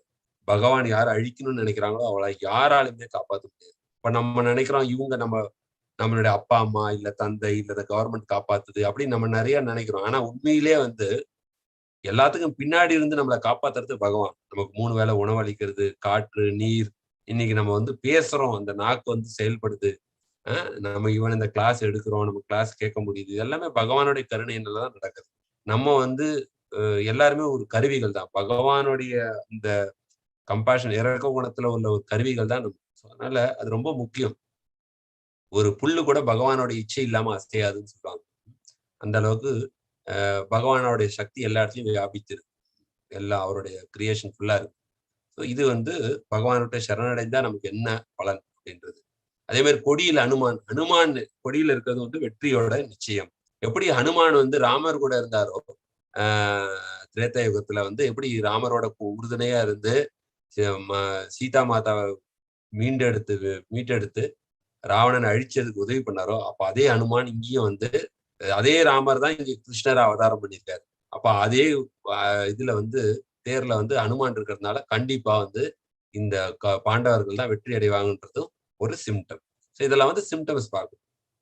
ஸோ நாம் கிருஷ்ணரின் பக்கத்தில் இருந்தால், தர்மத்தின் பக்கத்தில் இருந்தால், அவர் அனைத்து சகாக்களும் நமக்கு உதவும். அதுதான் நமக்கு முக்கியம். பகவானோட இருக்கிறப்ப, தர்மத்தின் பக்கம் இருக்கிறப்போ, பகவானோட கூட இருக்கிறப்போ, ஆன்மீகம்ன்றது என்னன்னா, பௌதிக வாழ்க்கை விட்டு ஓடுறது இல்ல. ஆன்மீகம்ன்றது பௌதிக வாழ்க்கையே போர் தான். பௌதிக வாழ்க்கைன்றது போர். ஆனா அந்த பௌதிக வாழ்க்கை அந்த போர்ல நம்ம ஈடுபடுறப்ப என்ன பண்ணணும்னா, பகவான கூட சேர்த்துக்கணும். எப்படி இங்க வந்து அர்ஜுனனுக்கு பகவான் இருந்தாரோ, அதுபடி பகவானுடைய சிந்தனையில நம்ம இந்த போர்ல ஈடுபட்டோம்னா, இந்த பௌதிக வாழ்க்கையை நமக்கு வெற்றியா முடியும். அதுதான் வந்து ரொம்ப முக்கியமான விஷயம். பகவான் இல்லாம பகவானுடைய சொத்து பக்கம் துரியோதன மாரி போய், பகவானுடைய சொத்த நம்பி போனோம்னா, நமக்கு தோல்வி நிச்சயம். அது வந்து பகவத்கீதையோட ஒரு முக்கியமான பாடம். பகவானுடைய பக்கத்துல இருக்கணும் எப்போதுமே. பௌதிக வாழ்க்கையை வந்து பகவான் என்னைக்கும் வந்து பௌதிக வாழ்க்கையை வாழக்கூடாதுன்னு சொல்லிட்டா. பௌதிக வாழ்க்கை வாழறப்ப பகவானுடைய வழிகாட்டுதலின்படி வாழணும். அதுதான் சொன்ன இன்ஸ்ட்ரக்ஷன் மேனுவல். பகவத்கீதைன்றது ஒரு இன்ஸ்ட்ரக்ஷன் மேனுவல். அதே மாதிரி மகாலட்சுமி தாயார் பகவான் எப்போதெல்லாம் எங்கெல்லாம் இருக்கிறாரோ லக்ஷ்மி தேவியும் அங்க இருப்பார். ஸ்ரீமன் நம்ம சொல்றோம் லக்ஷ்மி நாராயணான்னு சொல்றோம். சீதாராம்ன்றோம். எப்போதுமே பகவானை நம்ம தனியா சொல்றது இல்லை. எப்போதுமே பகவான்னா பகவானுடைய சக்தியான தேவி அவங்களோட தான் சேர்த்து சொல்லுவோம். அவர் இந்த கணவரின்றி இருப்பதில்லை. எனவே அனைத்து வளங்களும் உறுதி செய்யணும். லக்ஷ்மி தேவினா நம்ம தனியா லக்ஷ்மி கும்பிடணும்னு இல்லை. இப்போ பகவானை கும்பிட்டா பகவான் எங்க இருந்தாலும் அவங்க கூட அவங்களுடைய மனைவி லக்ஷ்மி தாயார் கூடவே இருப்பாங்க. சோ அது ஒரு முக்கியமான பாயிண்ட். அப்ப பகவான் இருக்கிறதுனால லக்ஷ்மி தேவி இருக்கிறதுனால எல்லா வித செல்வங்களும் வெற்றிகளும் அங்கே அவங்களுக்கு கண்டிப்பா பாண்டவர்களுக்கு கிடைக்கும். எல்லா திக்குகளையும் வெல்லக்கூடிய அக்னி தேவரின் தேர். அக்னி தேவர் வந்து அந்த ஸ்பெஷலா அர்ஜுனருக்கு அதை ஒரு பரிசா கொடுத்தது அப்போ அந்த தேர்ல வந்து அர்ஜுனர் சண்டை போடுறப்ப கண்டிப்பா வெற்றி உண்டு நிச்சயம் அப்படின்னு சொல்லி சொல்லப்படுது. அப்போ சஞ்சய உவாச்ச ஏவம் யுக்தோ ரிஷிகேஷோ குடாகேஷேன பார்த்த சேனையோர் உபயோர் மத்தியே ஸ்தாபிதா ரதோத்தமம். சஞ்சயன் திருப்பி பேசுறாரு. சஞ்சயன் வந்து பாத்தீங்கன்னா இந்த பகவத்கீதை 700 ஸ்லோகத்துல திருதராஷ்டிரர் ஒரே ஒரு வாட்டி தான் பேசுறாரு. சஞ்சயர் வந்து 41 வாட்டி பேசுறாரு. அர்ஜுனன் வந்து 84 வாட்டி பேசுறாரு. கிருஷ்ணர் வந்து 574 வாட்டி பேசுறாரு. 574 ஸ்லோகம் கிருஷ்ணர் சொல்றாரு. அப்போ 80% பாத்தீங்கன்னா மெயின் வந்து 82% பகவான் பேசுறது தான் பகவத்கீதை. அர்ஜுனர் வந்து அதுக்கு அடுத்தது வந்து சஞ்சய், அதுக்கப்புறம் லாஸ்ட் திருதராஷ்டிரர். இதுதான் பகவத்கீதையோட பிரேக்கப், ஸ்லோகத்தோட பிரேக்கப். அப்போ இன்னொன்னு மெயினா பாத்தீங்கன்னா இதுல வந்து திருதராஷ்டிர உவாச்சன் பார்த்தோம், சஞ்சய் உவாச்சன் பார்த்தோம். சஞ்சயா கூறினார், திருதராஷ்டிர கூறினார், அர்ஜுன உவாச்சன் கூறினார். ஆனா கிருஷ்ணர் கூறினார் பகவத்கீதையில இருக்காது. பகவான் உவாச்சன் தான் இருக்கும். பகவான் உவாச்சன்னா ஸ்வயம் பகவான் வந்து கிருஷ்ண உவாச்சன் இருக்காது. அது வந்து முக்கியமான பாயிண்ட் நம்ம பகவத்கீதால நோட் பண்ண வேண்டியது. இப்ப இங்க சஞ்சயர் என்ன சொல்றாரு, சஞ்சய் உவாச்சன் என்ன சொல்றாருன்னா, பரத குலத்தவரே அர்ஜுனன் இவ்வாறு கூறியவுடன் பகவான் கிருஷ்ணர் அவனுக்கு உத்தம ரதத்தை இருதரப்பு சேனைகளுக்கு மத்தியில் கொண்டு நிறுத்தினார். இங்கதான் டர்னிங் பாயிண்ட் வருது. அர்ஜுனன் ரொம்ப ஆக்ரோஷமா இருக்கான். இந்த கௌரவர்களை வந்து பினிஷ் பண்ணிடணும். ஏன்னா எப்படி எல்லாம் நம்மளோட மனைவியை இன்சல்ட் பண்ணாங்க, நம்ம எவ்வளவுலாம் நம்மள கஷ்டத்துல நம்மளுடைய உரிமையை கூட தட்டி பறிச்சு நம்மளை கொத்தடிமைகள் மாதிரி வச்சிருந்தாங்க. 13 வருஷம் நம்ம வனவாசத்துல இருந்தோம். அவ்வளவு இதுவா இருந்தது. அப்போ அர்ஜுனனுக்கு ஒரு பொறி தட்டு. இந்த சண்டையில அதர்மம் பக்கம் யாரெல்லாம் இருக்கிறாங்க, நம்ம எவ்வளவு தர்மத்து பக்கம் இருந்தாலும் அதர்மம் பக்கம் யாரெல்லாம் இருக்கிறாங்க, அவங்களெல்லாம் நான் பார்க்கணும். கிருஷ்ணா நீ தயவு செய்து யாரெல்லாம் இந்த அதர்மம் பக்கம் இருக்கிறாங்க, எனக்கு எதிர்த்து போரிடுறதுக்கு யாரெல்லாம் இருக்கிறாங்க கொஞ்சம் நான் பார்க்கணும், அவங்க முகத்தை நான் பார்க்கணும். சோ இந்த ரதத்தை கொண்டு போய் அவங்க முன்னாடி நிறுத்து அப்படின்னு சொல்லி கேட்கிறார். அதுதான் வந்து ஏவம் யுக்தோ ரிஷிகேஷோ குடாகேஷேன பார்த்த சேனர் உபயோர் மத்தியம் ஸ்தாபித்திய ரதோத்தமம். ரதத்தை கொண்டு போய் அங்க நிறுத்த சொல்றாரு. சோ அது ஒரு முக்கியமான பாயிண்ட். இப்போ என்ன பண்றாரு, கிருஷ்ணர் சிரிச்சுக்கிட்டே ரதத்தை கொண்டு போய் கரெக்டா யாரெல்லாம் அர்ஜுனன் பார்க்கணுமோ அந்த போக்கஸ்ல கொண்டு போய் நிறுத்துறாரு. பீஷ்மர் இருக்காரு, அவருடைய குரு துரோணாச்சாரியர் இருக்காரு, கிருபாச்சாரியர் இருக்காரு. எல்லாருமே அர்ஜுனனுக்கு ரொம்ப க்ளோஸா ரொம்ப பாசமிக அவங்கள பாக்குற மாதிரி கொண்டு போய் நிறுத்துறாரு. அப்போ இனிமையான உன்னதமான பகவான் அவர்கள் பக்தர்களுக்கு சேவை செய்யறார். நம்மில் எவ்வளவு பேர் வாகன ஓட்டியாக ஒரு உத்தியோகத்தை நினைத்து பார்ப்போம். சோ நம்ம வந்து சொல்லுவோம், என்னங்க பகவத்கீதையில கிருஷ்ணர் தான் எல்லாம் முக்கியம்னா அவரை பத்தி அவ்வளவு பேசிட்டு இருக்காருன்னா பகவான் எந்த பொசிஷன் எடுத்திருக்காருன்னு பார்க்கணும். ஒரு தேரோட்டியான ஒரு பொசிஷன் எடுத்திருக்கிறாரு. அது வந்து ரொம்ப ஈஸியான இது கிடையாது. அதாவது நம்மளே வந்து ஒருத்தருக்கு வந்து ஒரு லெவல்ல ஒரு பொசிஷனுக்கு வந்துட்டோம், சம்பாரிச்சிட்டோம். ஒருத்தர் வந்து நீங்க வந்து என் வண்டியை ஓட்டிட்டு போங்க, நான் அப்படியே உட்காந்து வரேன்னா நம்ம நினைப்போம். நம்மளோட ஈகோ ஹர்ட்டிங்கா இருக்கும். என்னடா நம்ம எவ்வளவு பெரிய ஆள், நம்மள போய் வண்டி ஓட்ட சொல்றாங்க. இன்ஃபேக்ட் நம்ம வண்டியில உட்காந்து இவங்க ஓட்டிட்டு போகணும், இவங்க என்ன நம்மள சொல்றாங்கன்னு சொல்லி நம்ம இன்சல்ட்டா ஃபீல் பண்ணுவோம். ஆனா பகவான் சர்வலோக மகேஸ்வரம், எல்லா உலகத்துக்கும் ஈஸ்வரனான பகவான் அவருடைய பக்தனுக்காக அந்த ஒரு சாதாரண ஒரு வந்து எடுத்துக்கிறார் தேரோட்டியா. அது உங்களுக்கு எல்லாருக்குமே தெரியும். அது வந்து ரொம்ப தேரோட்டியா இருக்கிறது வந்து ரொம்ப ஒரு பிரஸ்டீஜியஸான பொசிஷன் கிடையாது. அது இல்லாம அர்ஜுனன் வந்து எப்படி இந்த படைக்காலத்துல வந்து சத்தம் ஜாஸ்தி இருக்கிறதுனால கூப்பிடலாம் முடியாது. கிருஷ்ணா இப்படி திருப்பு அப்படி திருப்புன்னு காலில் தான் உதைப்பாங்களா. ரைட் காலில் உதைச்சா ரைட்ல திரும்பும் தேர், லெப்ட் காலில் உதைச்சா லெப்ட்ல திரும்பும். ஸோ பகவான் அதை கூட ஏத்துக்கிறதுக்கு ரெடி. அந்த மாதிரி ஒரு அதுதான் பகவானோட உன்னதமான பக்தனுக்காக அவருடைய வீக் பாயிண்டே பக்தர்கள் தான். பக்தர்களுக்காக எந்த ஸ்டேஜுக்கு எந்த எக்ஸ்டென்ட்டுக்கும் போறதுக்கு பகவான் ரெடி, எந்த ஸ்டேஜுக்கும் போறதுக்கு ரெடி. அதான் பகவானுக்கும் பக்தனுக்கும் உள்ள ரிலேஷன்ஷிப், ரொம்ப உன்னதமான ரிலேஷன்ஷிப். பகவான் பக்தனுக்காக என்ன ஒண்ணு செய்யறாரு, பக்தன் பகவானுக்காக என்னவோ செய்யறதுக்கு ரெடியா இருக்காங்க. அது அவங்களுக்குள்ள ஒரு மியூச்சுவல் ரிலேஷன்ஷிப். அந்த மாதிரி ஒரு பக்தியை பகவான் மேல எப்படி பண்றதுன்னு தான் நம்ம பகவத்கீதையில வர வர அத்தியாயங்கள்ல பார்க்க போறோம். அதுல கேள்வி கேட்கறாங்க, நம்மில் எவ்வளவு பேர் வாகன ஓட்டியாக ஒரு உத்தியோகத்தை நினைத்துப்பார். இப்பயே நம்மள யாராவது டிரைவ் பண்ண சொல்ல, டிரைவர் வேலைக்கு போக சொன்னா நம்மளாம் போக மாட்டோம். அதோட ஐயோ நம்ம எப்படியாவது படிச்சு இந்த மாதிரி வேலைக்கு கூட நல்ல வேலைக்கு போகணும்னு நினைப்போம். பகவான் அந்த மாதிரி ஒரு செயல் எடுத்து பக்தர்களுக்காக செய்யறது. அப்ப இதுல இத்தனை அக்ஷோனி இருக்குன்னு சொல்லுவாங்க. அப்ப இந்த யானைப்படை வந்து இந்த 21,870, தேர்ப்படை 21,870, குதிரைப்படை 65,610, காலாட்படை 1,09,350 இதெல்லாம் வந்து அங்க இருந்ததா பகவத்கீதையில அந்த குறிப்புகள் இருக்கு. சோ பகவான் வந்து இந்த அளவுக்கு அவர்கள் பக்தர்கள் நேசிக்கிறார்ன்றதை வந்து அவர் எடுத்துக்கிட்ட பொசிஷன் வச்சு நம்ம தெரிஞ்சுக்கலாம். அப்போ என்ன ஆகுது, இப்ப அந்த தேரை ஓட்டிட்டு கிருஷ்ணர் வந்து அர்ஜுனர் சொன்னபடி, அர்ஜுனர் கேட்டபடி கிருஷ்ணர் கொண்டு போய் அந்த அர்ஜுன வாட்ச் சேனையோர் உபியோர் மத்தியே ரதம் ஸ்தாபியமே அச்சுதா. அச்சுதான்னா வீழ்ச்சி அடையாதவர். வீழ்ச்சி அடையாததான் அச்சுதா. பகவான் என்னைக்கு வீழ்ச்சி, அவர் தேரோட்டியா இருக்கிற மாதிரி இருந்தாலும் அவர் விழுந்துட்டாருன்னு நினைக்கக்கூடாது. என்னைக்கு விழாது பகவான். நம்ம தான் விழுவோம். பிறப்பு இறப்புன்ற சுழற்சியில் நம்ம விழுந்திருக்கோம் ஆல்ரெடி. அப்போ கொண்டு போய் போறப்போ அவர் அந்த உறவுகள்லாம் பாக்குறாரு. எற்றைக்கும் ஏழ்பிறவிக்கும் முன்தன்னோடு உற்றோமே ஆவோம் உனக்கே நாம் ஆட்சி செய்வோம். இது வந்து பகவான் இந்த ஆழ்வார்கள் வந்து பகவானை நோக்கி பாடினது. அப்ப பௌதிக உறவுக்கும் பகவானோட உறவுக்கும் என்ன வித்தியாசம் அப்படின்றது சொல்லப்படுது. பௌதிக உறவுல நம்மளாம் நிறைய இதெல்லாம் பார்த்திருப்போம். எக்ஸ்பிளனேஷன் தேவையில்லை. எவ்வளவு ஏமாற்றங்கள் சில பேருக்கு 5 வருஷம் 10 வருஷம் நிறைய செஞ்சிருப்போம். திடீர்னு பார்த்தோன்னா அவங்க முகத்தை திருப்பிட்டு பேசாம போயிடுவாங்க. இப்ப நமக்கு ஏமாற்றமா இருக்கும். நம்ம எவ்வளவு செஞ்சிருக்கோம் இவங்களுக்காக. இப்ப நம்மளே மிடில் ஈஸ்ட் இருக்கோம், எவ்வளவு வாங்கிட்டு போவோம். திடீர்னு ஒரு வாட்டி 2 வாட்டி வாங்கிட்டு போல விஷயம் அவங்களுக்காக கிட்டுனா அவங்க எப்படி பேசுறத கூட நிறுத்திடுவாங்க. அந்த ஏமாற்றங்கள் பௌதிக உறவுல கண்டிப்பா உண்டு. மனமுடைந்து போதல், அதுவும் நம்ம எக்ஸ்பீரியன்ஸ் பண்ணியிருப்போம். சில டைம் நமக்கு மனமுடைஞ்சு ரொம்ப டிப்ரெஷன்ல போவோம். சில வாழ்க்கையில நடக்கிற விஷயங்கள்லாம் இப்பவே பாத்தீங்கன்னா எல்லாருக்கும் இந்த கொரோனா வந்து நிறைய பேர் டிப்ரெஷன்ல போய் ரொம்ப ஸ்ட்ரெஸ்ல உள்ளாகிட்டாங்க. யாரும் ஊருக்கு போக முடியல, அவங்களுடைய உற்றார் உறவினர்கள் பார்க்க முடியல அப்படின்னு சொல்லி. அதே மாதிரி என்னதான் பாசமா எல்லாருமே 2 பக்கமும் நல்லா இருந்தாலும், எந்த வித ரொம்ப பாசத்தோட இருந்தாலும் என்ன ஆகுது, இறப்புன்ற ஒன்று வந்து பிரிச்சிருது. அது மகன், பிள்ளை, அப்பாவா இருக்கட்டும், இல்ல கணவன் மனைவியா இருக்கட்டும். இந்த இறப்புன்றது ஒரு கொடூரமான விஷயம். அது வந்து என்ன ஆகுதுன்னா, நம்ம அன்பால பிணைக்கப்பட்ட அந்த அன்பை வந்து கட் பண்ணி நம்மளை வந்து ரொம்ப துக்கத்துல ஆழ்த்திடுது. ஸோ அது வந்து பௌதிக உறவுல வந்து என்னதான் பௌதிக உறவுல நம்ம சில டைம் ஹெல்த்தியா இருந்தாலும், காலம்ன்ற அந்த கொடூரமான காலம் என்ன பண்ணும், நம்மளுடைய உறவை வந்து கட் பண்ணிடும். ஒரு நாள் நம்ம எல்லாரையும் விட்டுட்டு தான் போவோம். இன்னைக்கு பிள்ளைகள் இருக்கலாம், கணவன் மனைவி எல்லாருமே இருக்கலாம். ஆனா ஒரு நாள் நம்ம என்ன பண்ணணும், நம்ம லைன்ல நிக்கிறோம். ஒரு நாள் இவங்க எல்லாரையும் அவங்க நம்மளை விட்டுட்டு முன்னாடி போவாங்க, இல்ல நம்ம அவங்களை விட்டு முன்னாடி. சோ அந்த பிரிவு வந்து ரொம்ப துக்ககரமான பிரிவு. சொல்றது ஈஸி, ஆனா ஃபேஸ் பண்றது ரொம்ப கஷ்டம். பட் ஆனா எல்லாரும் ஃபேஸ் பண்ணி தான் ஆகணும். பட் அதெல்லாம் பக்குவமா ஃபேஸ் பண்றதுக்கு இந்த பகவத்கீதை நமக்கு ரொம்ப ஹெல்ப்ஃபுல்லா இருக்கும். அவங்க மேல பாசம் வைக்க வேணாம்னு சொல்லல. பட் ஆனா அந்த பிரிவெல்லாம் எப்படி தாங்கிக்கிறதுன்னு சொல்லி பகவத்கீதையில வந்து பகவான் சொல்றாரு. எப்படி வந்து நம்ம அதை வந்து பகவான் மேல உள்ள பற்றுதல்னால நம்ம அந்த பௌதிக உறவுல உள்ள அந்த அட்டாச்மெண்ட்டை உருவாக்கும். ஆனா பகவானுடைய உறவு எப்படின்னா நித்தியமானது.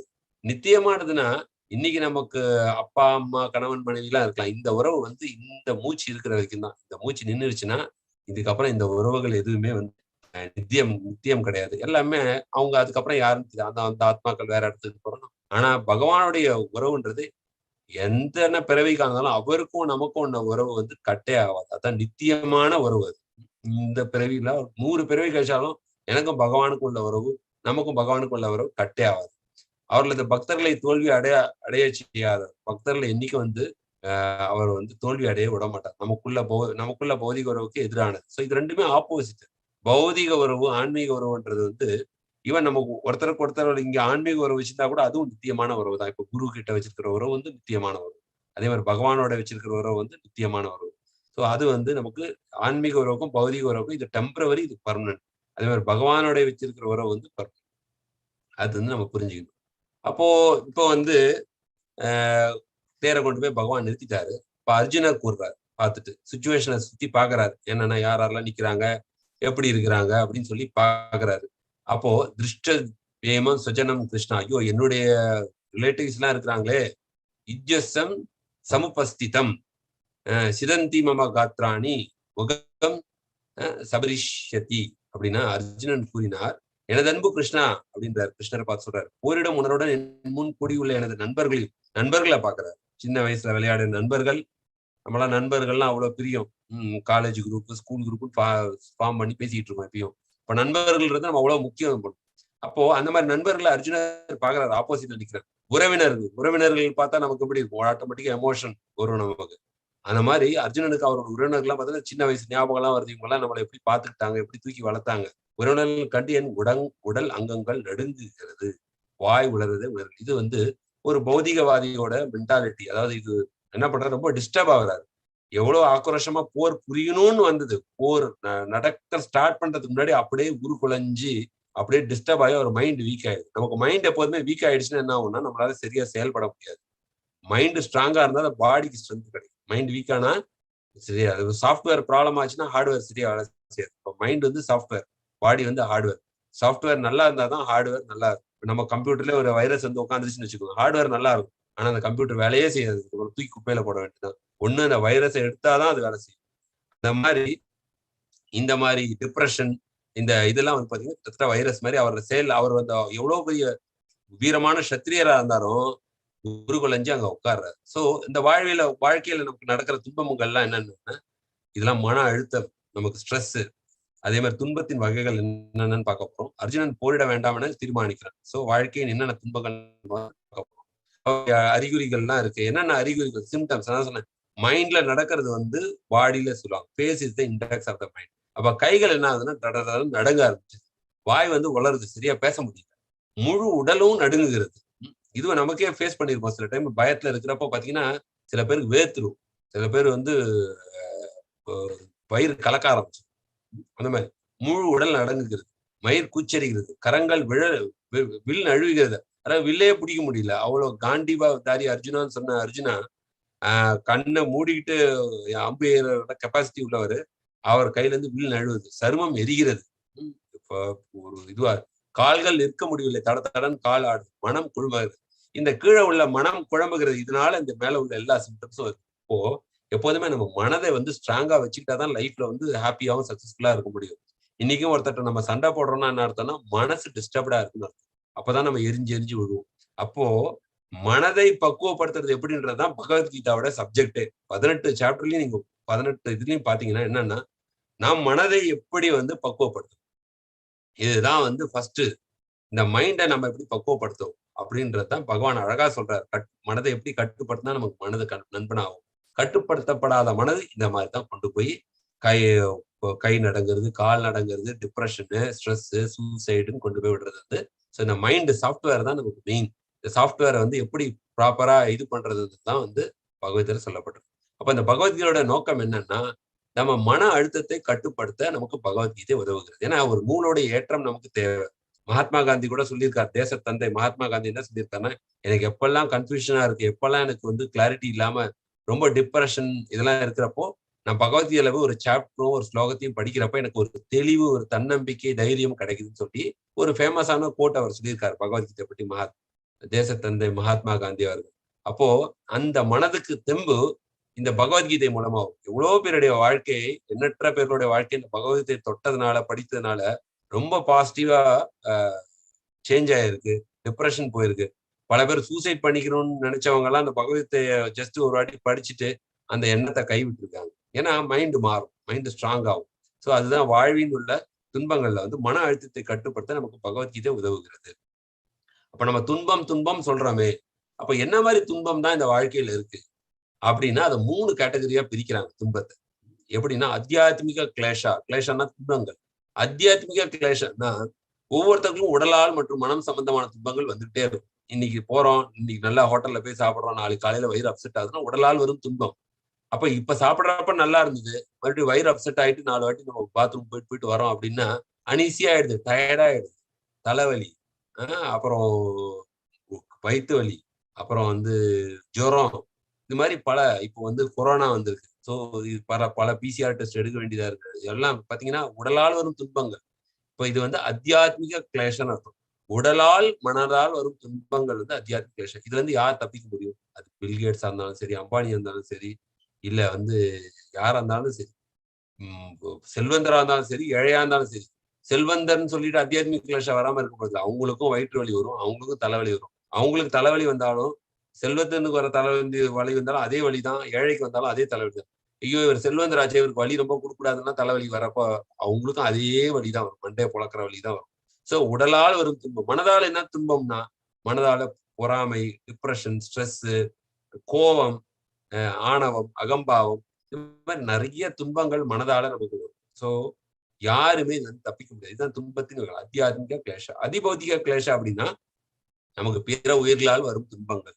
பிற உயிர்களால்னா இந்த கொரோனா பிற உயிர்களால், ஒரு வைரஸ்னால, ஒரு கொசுனால, இல்ல ஏதோ ஒரு வரப்போது அது நம்ம எவ்வளவு துன்பமா இருக்கு. கடந்த 2 வருஷமா அந்த உலகத்தையே ஸ்தம்பிக்க வச்சிருக்கு. அது அதிபௌதிக கிளேஷா. இதெல்லாம் நமக்கு வேணாம், ஆனா பை ஃபோர்ஸ் வருது. இது நமக்கு அத்தியாத்மிக கிளேஷா வேணாம், உடல் நல்லா இருக்கணும்னு பாக்குறோம், ஆனா உடல் பிரச்சனை பண்ணும். மனம் நல்லா இருக்குன்னு பாக்குறோம், இன்னைக்கு நல்லா இருக்கு சந்தோஷமா மனசு, நாளைக்கு காலைல டிப்ரெஷன் இருக்கு. அதிபௌதிக கிளேஷா பிற உயிர்களால், இது சொந்தக்காரங்களால வரலாம், மற்றவர்களால, மற்ற பிற நபர்களால வரலாம்.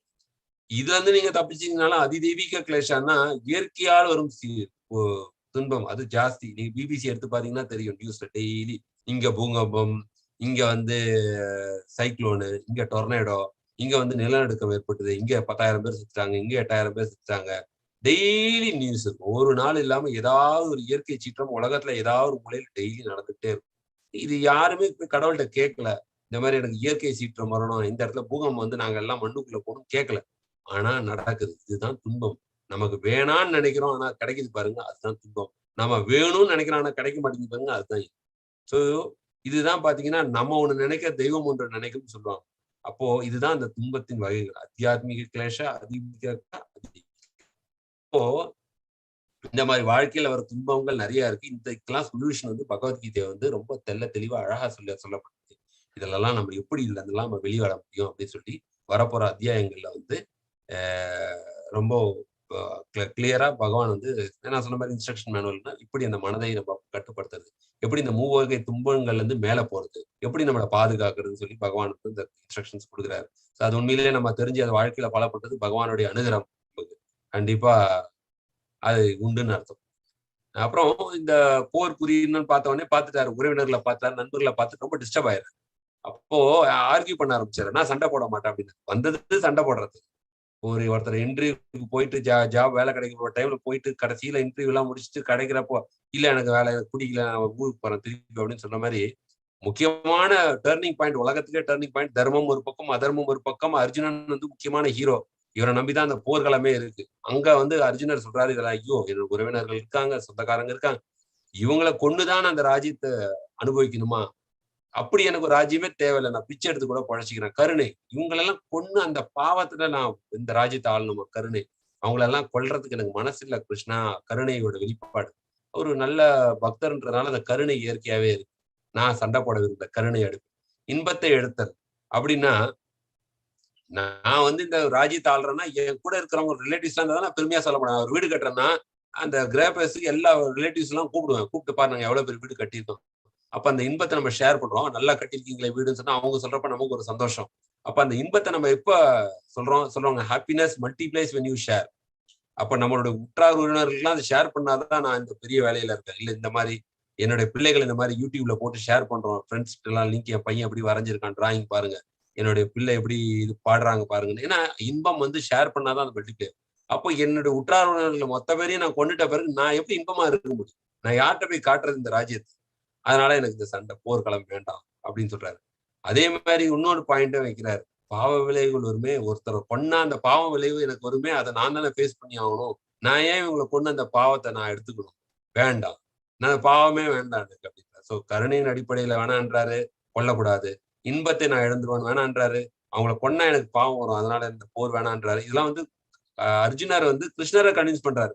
வேண்டாம் அர்ஜுனா, நீ தேர திருப்பு, நம்ம விட ஓடி போயிடலாம் அப்படின்றாரு. குலப்பழக்கங்கள் அழிதல் அப்படின்னா, இப்ப இந்த கணவன்மார்கள் இவங்க எல்லாம் இருக்கவேதான் அவங்க புரோஜினி இவங்க கரெக்டா இருக்கு.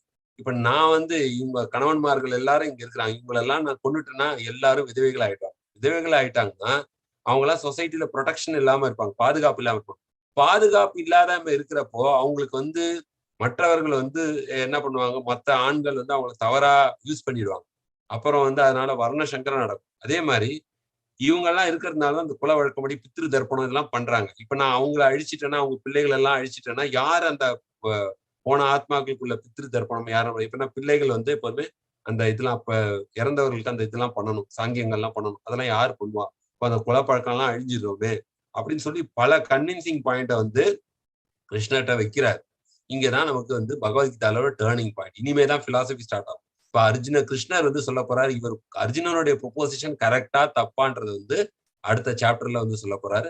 இப்ப நான் என்ன டெசிஷன் எடுக்கணும்? லைஃப்ல ஒரு டைமும் நம்ம டெசிஷன் எடுக்கிறோம். இந்த நாட்டுல வேலை செய்யலாமா? இன்னொரு நாட்டுல வேலை செய்யலாமா? இந்த வேலையை ரிசைன் பண்ணலாமா? இன்னொரு வேலைக்கு போலாமா? இல்ல இந்த இடத்துல வீடு கட்டலாமா? அந்த இடத்துல செட்டில் ஆகலாம். சோ ஒரு டைமும் நம்ம சாய்ஸ் எடுத்துக்கிட்டே தான் இருக்கும். அதான் சொன்னேன், life is between B and D, birth and death. சென்ட்ரல்ல இருக்கிறது வந்து சாய்ஸ் சி. ஒரு முறையும் நம்ம தீர்மானம் எடுக்கணும். அர்ஜுனனுக்குள்ள குழப்பம், நான் சண்டை போடணுமா வேணாமா, இப்ப தீர்மானம் எடுக்கணும். இப்போ நமக்கு தெரிஞ்ச ஃப்ரெண்ட்ஸ் கிட்ட கேட்கிறோம், நம்ம கிட்ட யாராவது நமக்கு வெல்விஷர்ட்ட போய் கேட்கிறோம், நான் என்ன பண்ணணும். அந்த மாதிரி இங்க வந்து அர்ஜுனன் வந்து பகவான் கிட்ட கேட்க போறார் செகண்ட் சாப்டர்ல. அர்ஜுனா, கிருஷ்ணா நான் என்ன பண்ணணும், சண்டை போட வேணான்னு இருக்கேன். ஏன்னா இவ்வளவு பிரச்சனை இருக்கு இந்த சண்டையில, இவ்வளவும் நான் இது பண்ணணுமா, அதனால நான் சண்டை போடான்னு. அப்போ அந்த தீர்மானத்தை எடுப்பதற்கு பகவத்கீதை எப்படி நம்ம வாழ்க்கையில தீர்மானம் எடுக்கிறது, பகவத்கீதை வந்து எப்படி நமக்கு ஹெல்ப் பண்ணுன்றத நம்ம வந்து வரப்போற அத்தியாயங்கள்ல பார்க்க போறோம். ஸோ வாழ்க்கைக்கான பாடம், பகவத்கீதை ஒரு சிறந்த வழிகாட்டி. எதுக்கு? நம்ம கரெக்டான டெசிஷன் எடுத்து கரெக்டான வழியை நோக்கி போறோம். இப்ப நம்ம இங்க இருந்து குவைத் சிட்டிக்கு போறோம்னா கூட வழி தெரியல, என்ன பண்றோம், ஜிபிஎஸ் போடுறோம், கூகுள் மேப் போட்டுறோம். அது சொல்லுது லெஃப்ட்ல திரும்ப, ரைட்ல திரும்ப, லெஃப்ட்ல திரும்ப, ரைட்ல திரும்ப, யுவர் டெஸ்டினேஷன் இஸ் அரைவ்ட். அப்போ பகவத்கீதையும் பாத்தீங்கன்னா ஒரு ஜிபிஎஸ் தான். எப்படி வாழ்க்கையில எப்படி போகணும், எந்த பக்கமா போகணும், எந்த இதுல போகணும்னு சொல்லி, இந்த பக்கம் போகக்கூடாது, இது தப்பு அப்படின்னு சொல்லி, ஸோ இந்த கெட்ட விஷயங்களை இந்த பக்கம் திரும்புது, இப்படி போங்க அப்படின்னு சொல்லி நம்மளோட டெசிஷன் எடுக்கிறதுக்கு பகவத்கீதை வந்து ஒரு சிறந்த வழிகாட்டியா இருக்கு. ஸோ அதுதான் நம்ம பார்க்க போறோம். இது அடுத்தது அப்படியே ரெண்டாவது கண்டினியூ டு செகண்ட் சாப்டர். அது வந்து இந்த மாதிரி ஒரு இன்டெசிஷனை அவர் எப்படி அர்ஜுனர் சமாளிச்சார். இவ்வளவு குழப்பத்துல என்ன பண்றாரு, அந்த வில்ல கீழே போடுறாரு. சஞ்சயன் சொல்றாரு திருதராஷ்டிரருக்கு ஒரே சந்தோஷம், பரவாயில்ல வில்ல போட்டா அவ்வளவுதான், போர் கேன்சல், எங்க பிள்ளைகள் தான் ஜெயிச்சு ராஜ்யத்தை ஆள போறாங்க. அவருக்கு மனசுல ஒரு தெம்பு வந்துருது. ஆனா அந்த உடனே என்ன பண்றாருன்னா, அவருடைய அர்ஜுனரோட கிருஷ்ணரை நோக்கி அவர் கேட்கிறார், நான் என்ன பண்ணணும், இப்போ எனக்கு இதெல்லாம் சண்டை போட இஷ்டம் இல்லை, நான் இங்க இருந்து போயிடலாமான்னு கேட்கிறார். அந்த நெருக்கடி எப்படி சமாளிக்கிறார். என்னுடைய உண்மையான அடையாளம், நான் சொன்ன மாதிரி ஆன்மீகம்ன்றது நான் யார், எனக்கு நிறைய தெரியும் ஸ்டாக் மார்க்கெட்ல, நான் பெரிய ஆள் சொசைட்டில, பட் நான் உண்மையில யார், எனக்குன்ற என்னென்ன கடமைகள் இருக்கு, 2 கடமைகள் இருக்கு. ஒண்ணு பௌதிக கடமைகள், ஒண்ணு ஆன்மீக கடமைகள். அப்போ வாழ்க்கையில சிற்றின்பத்தையே அனுபவிச்சுட்டு இருக்க நான் பேரின்பத்தை எப்படி அனுபவிக்கிறது? நான் சொன்ன மாதிரி முதல்ல ஆன்மீகன்றதும் இன்பத்தை அனுபவிக்கிறது தான். ஆனா நீடித்த சந்தோஷம் அது வாழ்க்கையில எப்படி அனுபவிக்க முடியுன்றது வந்து நம்ம வரப்போற திங்கட்கிழமை செகண்ட் அத்தியாயத்துல செகண்ட் சாப்டர்ல பார்க்க போறோம். ஸோ இதோட மொத்த கண்ணோட்டத்தை பாத்தீங்கன்னா, பகவத்கீதை உரைக்கப்பட்ட சூழ்நிலை நம்ம பார்த்தோம், திருதராஷ்டிரோட மனநிலை பார்த்தோம், ஃபர்ஸ்ட் துரியோதனோட மனநிலை. திருதராஷ்டிரோட மனநிலை எப்படி இருந்தது, அவருக்கு சந்தேகம் இருந்தது, ஜெயிப்போமா தோப்போமா, பயம் இருந்தது, பாரபட்சம் இருந்தது அவருடைய பிள்ளைகள் மேல. துரியோதனன் எப்படி இருந்தான், தற்பெருமையா இருந்தான், அகம்பாவம், ஆணவம், அவங்களோட கூட இருந்தவங்களே சந்தேகப்படுறது, அவங்கள வந்து தரக்குறைவா பேசுறது, அவங்கள இன்சல்ட் பண்றது, இதெல்லாம் வந்து ஃபர்ஸ்ட் செக்ஷன்ல பார்த்தோம் மனநிலை. ரெண்டாவது வந்து மங்களங்கள் பொருந்திய கிருஷ்ண பகவான் வந்து அர்ஜுனனோட இருக்கிறார். அப்போ பாண்டவர்களுடைய வெற்றியின் அறிகுறிகள் என்னன்னா, தெய்வீக சங்கங்கள், கிருஷ்ணர் கூட இருக்கிறது, அர்ஜுனன் கொடியில் ஹனுமான் இருக்கிறது, லட்சுமி தேவி அதிர்ஷ்ட தேவதையா பகவானோட இருக்கிறது, அர்ஜுனனுக்கு கொடுக்கப்பட்ட அக்னி தேவதையும் தெரியுது. இதெல்லாம் பாண்டவர்களின் வெற்றியில் அறிகுறி. இது வந்து ஒரு ப்ரிவியூ மாதிரி, ட்ரெய்லர் மாதிரி. அப்போ மூணாவது செக்ஷன் என்ன சொன்னா, பகவான் எப்படி அவரோட பக்தர்களை நேசிக்கிறார், எப்படி வந்து திரௌபதியை காப்பாத்துறாரு, பகவான் எப்படி பக்தர்களுடைய நலனை விரும்புகிறவர், பகவான் எப்படி பக்தர்களுக்கு சேவை செய்யறான்றது வந்து எப்படி பகவானே வந்து தேரோட்டி ஆகி அர்ஜுன் பக்தருக்காக தேரோட்டி ஆனார்ன்றது நம்ம பார்த்தோம். அடுத்தது நாலாவது வந்து நம்ம வாழ்க்கையில ஏன் இந்த மாதிரி ஆன்மீக வாழ்க்கை ஏன் முக்கியம், ஏன் பௌதிக வாழ்க்கையோட முடிச்சுக்கூடாதுன்னா, இல்ல வாழ்க்கையில நிறைய துன்பங்கள் இருக்கு. அந்த துன்பங்கள்ல மனது ரொம்ப சஞ்சலப்பட்டு டிப்ரெஷன், சூசைடு நிறைய பேர் போறாங்க. அப்ப அந்த துன்பங்களை வந்து எப்படி வெளிக்கொண்டு வர்றதுக்கு தான் ஆன்மீக வாழ்க்கை ரொம்ப ரொம்ப முக்கியம். மனதை பக்குவப்படுத்துறதுக்கு, மனதை திடப்படுத்துவதற்கு பகவத்கீதாவுடைய வந்து இன்ஸ்ட்ரக்ஷன்ஸ் ரொம்ப ரொம்ப முக்கியம். அப்போ என்னென்ன வாழ்க்கையோட துன்பத்தோட அறிகுறினா, ஸ்ட்ரெஸ், டிப்ரெஷன், இதெல்லாம் வந்து வாழ்க்கையோட மன அழுத்தத்தின் அறிகுறி. அப்ப என்னென்ன மாதிரி துன்பங்கள் நமக்கு இருக்குன்னா, அத்தியாத்மிக கிளேஷா, ஒருவனுக்கு மனதால் உடம்பால் வரும் துன்பம், அத்தியாத்மிக அதி பௌத்திக கிளேஷனா ஒருத்தர் பிறரால் வரும் துன்பம், ஆதி தெய்வீக கிளேஷனா யாரா இருந்தாலும் சரி, உலகத்துல எந்த மூலையில, அண்டார்டிகால இருந்தாலும் சரி, ஆப்பிரிக்கால இருந்தாலும் சரி, யூரோப்ல இருந்தாலும் சரி, யாரும் இந்த 3 துன்பங்கள்ல இருந்து தப்பவே முடியாது. அப்ப இந்த மாதிரி துன்பங்கள்ல இருந்து நம்ம தப்புறதுக்கு என்னன்னா, ஆன்மீகத்தை எடுக்கிறது மூலமா எப்படி நம்ம தப்ப முடியும். அப்ப அர்ஜுனன் என்ன பண்றான், ரொம்ப அந்த மனது டிஸ்டர்ப் ஆயிடுறதுனால கையில நழுவி அந்த காண்டீபம் கீழே விழுந்தது. அப்ப நான் சண்டை போட மாட்டேன். ஏன் சண்டை போட மாட்டேன், என்னுடைய வந்து நான் வந்து அவங்க வந்து என்னுடைய உறவினர்கள், அவங்கள கொன்னா எனக்கு பாவம் வரும், என்னுடைய என்ஜாய்மெண்ட் போகும், அது கொல்ற அவங்களுடைய குல வழக்கம்லாம் நாசமாகும், அவங்க மனைவிகள்லாம் விதவைகள் ஆயிடுவாங்க அப்படின்னு சொல்லி பல காரணங்களை கிருஷ்ணர் முன்னாடி வச்சு கிருஷ்ணரை கன்வின்ஸ் பண்ண பாக்குறாங்க. அப்புறம் சரி எனக்கு எதுதான் கரெக்ட்னு தெரியலையே, நான் சண்டை போடணுமா போடக்கூடாதுன்னு சொல்லிட்டு செகண்ட் சாப்டர்ல வந்து 2-3 ஸ்லோகம் சொன்ன பிறகு கிருஷ்ணர்கிட்ட சரணாகதி அடைஞ்சி எது எனக்கு நல்லதுன்னு சொல்லு கிருஷ்ணா, நீ சொல்றபடி நான் கேட்கிறேன்னு சொல்லி அந்த கைடிங் ஃபேக்டரா எடுக்கிறார். அந்த பகவத்கீதையை வந்து எப்படி நம்ம வாழ்க்கையில டெசிஷன் எடுக்கிறது வந்து ஹெல்ப்ஃபுல்லா இருக்கு. அதுதான் நம்ம நார்மலா கடவுளே என்கிட்ட பேசுவீங்களான்னு கேட்கிறாரு. பகவான் உவாச், பகவான் வந்து பகவத்கீதை மூலமா நம்ம கிட்ட அதை பேசுறாரு. அது ரொம்ப முக்கியமான விஷயம். ஸோ இதுல வந்து நான் ஒரு சின்ன வீடியோ, நம்ம அப்துல் கலாம் உங்களுக்கு எல்லாம் தெரியும், எவ்வளவு ரொம்ப சிறந்த விஞ்ஞானி, சிறந்த மனிதர், எல்லாராலையும் ஒருத்தருக்கு வந்து விரோதி யாரும் இல்லை அப்படின்னு கேட்டீங்கன்னா உலகத்துல இவரை வந்து நம்ம கை காட்டலாம். இவருக்கு வந்து இவர் பிடிக்காது இவர் அப்படின்னு சொல்லி உலகத்துல யாருமே கிடையாது. அவர் வந்து பகவத்கீதை என்ன சொல்றாருன்னு பார்த்து ஒரு 2 நிமிஷத்துல 3 நிமிஷத்துல கிளாஸ் முடிச்சிடலாம். ஹரே கிருஷ்ணா. இன்னைக்கு எக்ஸ்ட்ரா ஒரு 2-3 மினிட்ஸ் ஆயிடுச்சு. பட் ஆனா அடுத்த வர கிளாஸ்ல கொஞ்சம் ஸ்பீடா படிக்கலாம். ஹரே கிருஷ்ணா. ஸோ இந்த வீடியோ நீங்க எல்லாம் பாருங்க. 26ஆம் தேதி போய் பார்த்தேன். அப்போ என்ன உட்கார சொன்னார். அவர் ரூம்ல இருந்தார். உட்கார சொன்னார். அப்படி இப்படி உட்கார்ந்துருந்தார். ஜம்முன்னு உட்கார்ந்தார். ராஜா மாதிரி இருந்தார். கடவுளுடைய உள்ளம் அவர் முகத்துல தேஜஸ் உண்டு. உட்கார்ந்துருந்தார். சொன்னார், என்னை கேட்டார், உன் பேர் என்னன்னு கேட்டார். நான் வந்து என் பேரு சொன்னேன். அப்போ அவர் சொன்னார்,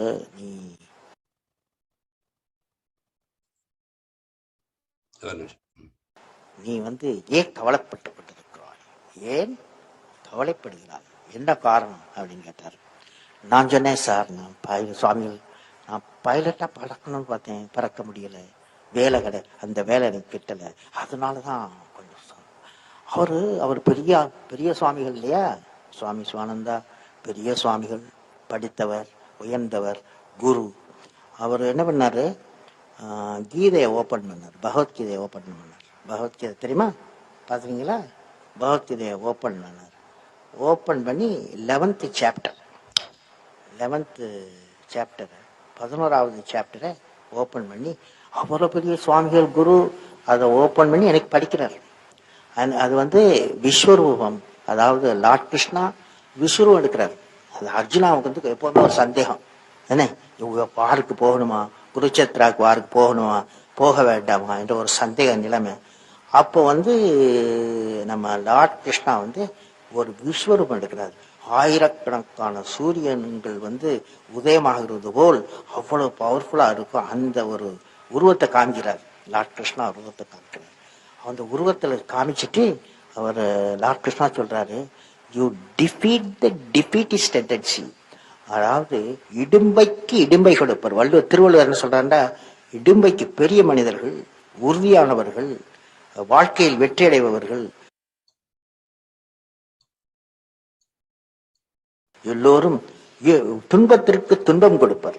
இவர் சொல்றாரு, அந்த லார்ட் கிருஷ்ணா சொல்றாரு, you defeat the defeatist tendency, அதாவது டிஃபீட்டிஸ்ட் டெண்டன்சினா இடும்பைக்கு இடும்பை கொடு, இடும்பை வந்து உன்னுடைய மாஸ்டரா இருக்கக்கூடாது அப்படிங்கிறது எனக்கு படிச்சு காமிக்கிறார். அவ்வளவு பெரிய மனிதர், அவ்வளவு பெரிய குரு சொல்றார், நீ துன்பத்தை கண்டு ஓடாதே, துன்பத்திற்கு துன்பம் கொடு அப்படின்னு சொன்னார்.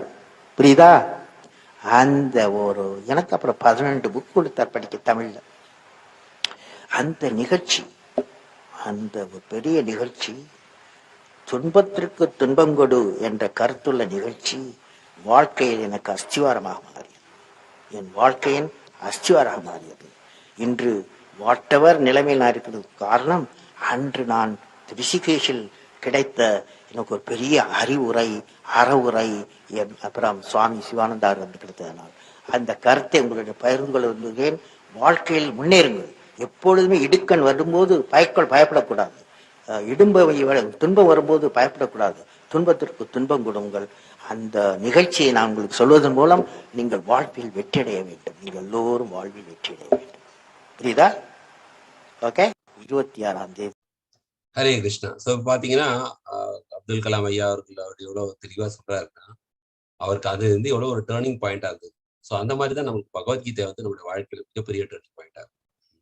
பகவானுடைய இன்ஸ்ட்ரக்ஷன்ஸ் நமக்கு ஃபாலோ பண்ணா கேட்டா நம்மளுடைய மைண்ட் ரொம்ப தெளிவா இருக்கும். அந்த மைண்ட் தெளிவானாலே பாடி தெளிவாயிடும். நம்ம கிட்ட உள்ள எல்லா பிரச்சனைகளும் வந்து சால்வ். ஏன்னா உள்ளுக்குள்ள எல்லாமே மாறுச்சுன்னா வெளியில எல்லாமே மாறும். உள்ளுக்குள்ள நம்ம எப்படி உள்ள டிஸ்டர்ப் ஆகுதா வெளியிலும் டிஸ்டர்ப் ஆகும். உள்ளுக்குள்ள சந்தோஷமா இருந்தா அந்த சந்தோஷம் நம்மளும் சந்தோஷமா இருப்போம். அந்த சந்தோஷத்தை மத்தவங்களுக்கு நம்ம பகிர்ந்துக்க முடியும். பகவானுடைய வழிகாட்டுதல் படி வாழறது. பகவான் என்ன சொல்றாரு அந்த உன்னதமான அறிவை நம்ம தெரிஞ்சுக்கிட்டு அதுபடி நம்ம வாழ்க்கை முறையை அமைக்கிறது மூலமா வாழ்க்கையில நிம்மதியாகவும் சந்தோஷமாவும் வெற்றிகரமா இந்த பௌதிக வாழ்க்கையை அடைஞ்சு இறுதியா பகவான் கிட்ட போறதுக்கான ஒரு வழியும் நமக்கு பிறக்கும். ஸோ அதுதான் வந்து சொல்ல இந்த முதல் சாப்டர்ல கொஞ்சம் உங்களுக்கு ஏதாவது கேள்விகள் இருந்ததுன்னா இன்னைக்கு டிஸ்கஸ் பண்ணதுல நீங்க வந்து இப்ப அன்மியூட் பண்ணி கேட்கலாம். ஹரே கிருஷ்ணா.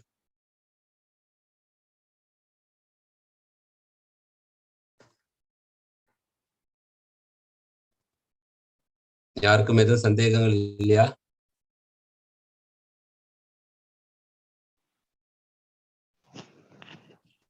ஹரே கிருஷ்ணா பிரபுஜி. ஹரே கிருஷ்ணா மாதாஜி. ரொம்ப நாளைக்கு அப்புறம் உங்க கிளாஸ் அட்டெண்ட் பண்ணது ரொம்ப ஹாப்பியா இருக்கு பிரபுஜி. ஹரே கிருஷ்ணா. எல்லா ஸ்ரீல பிரபுபாதரின் கருணை.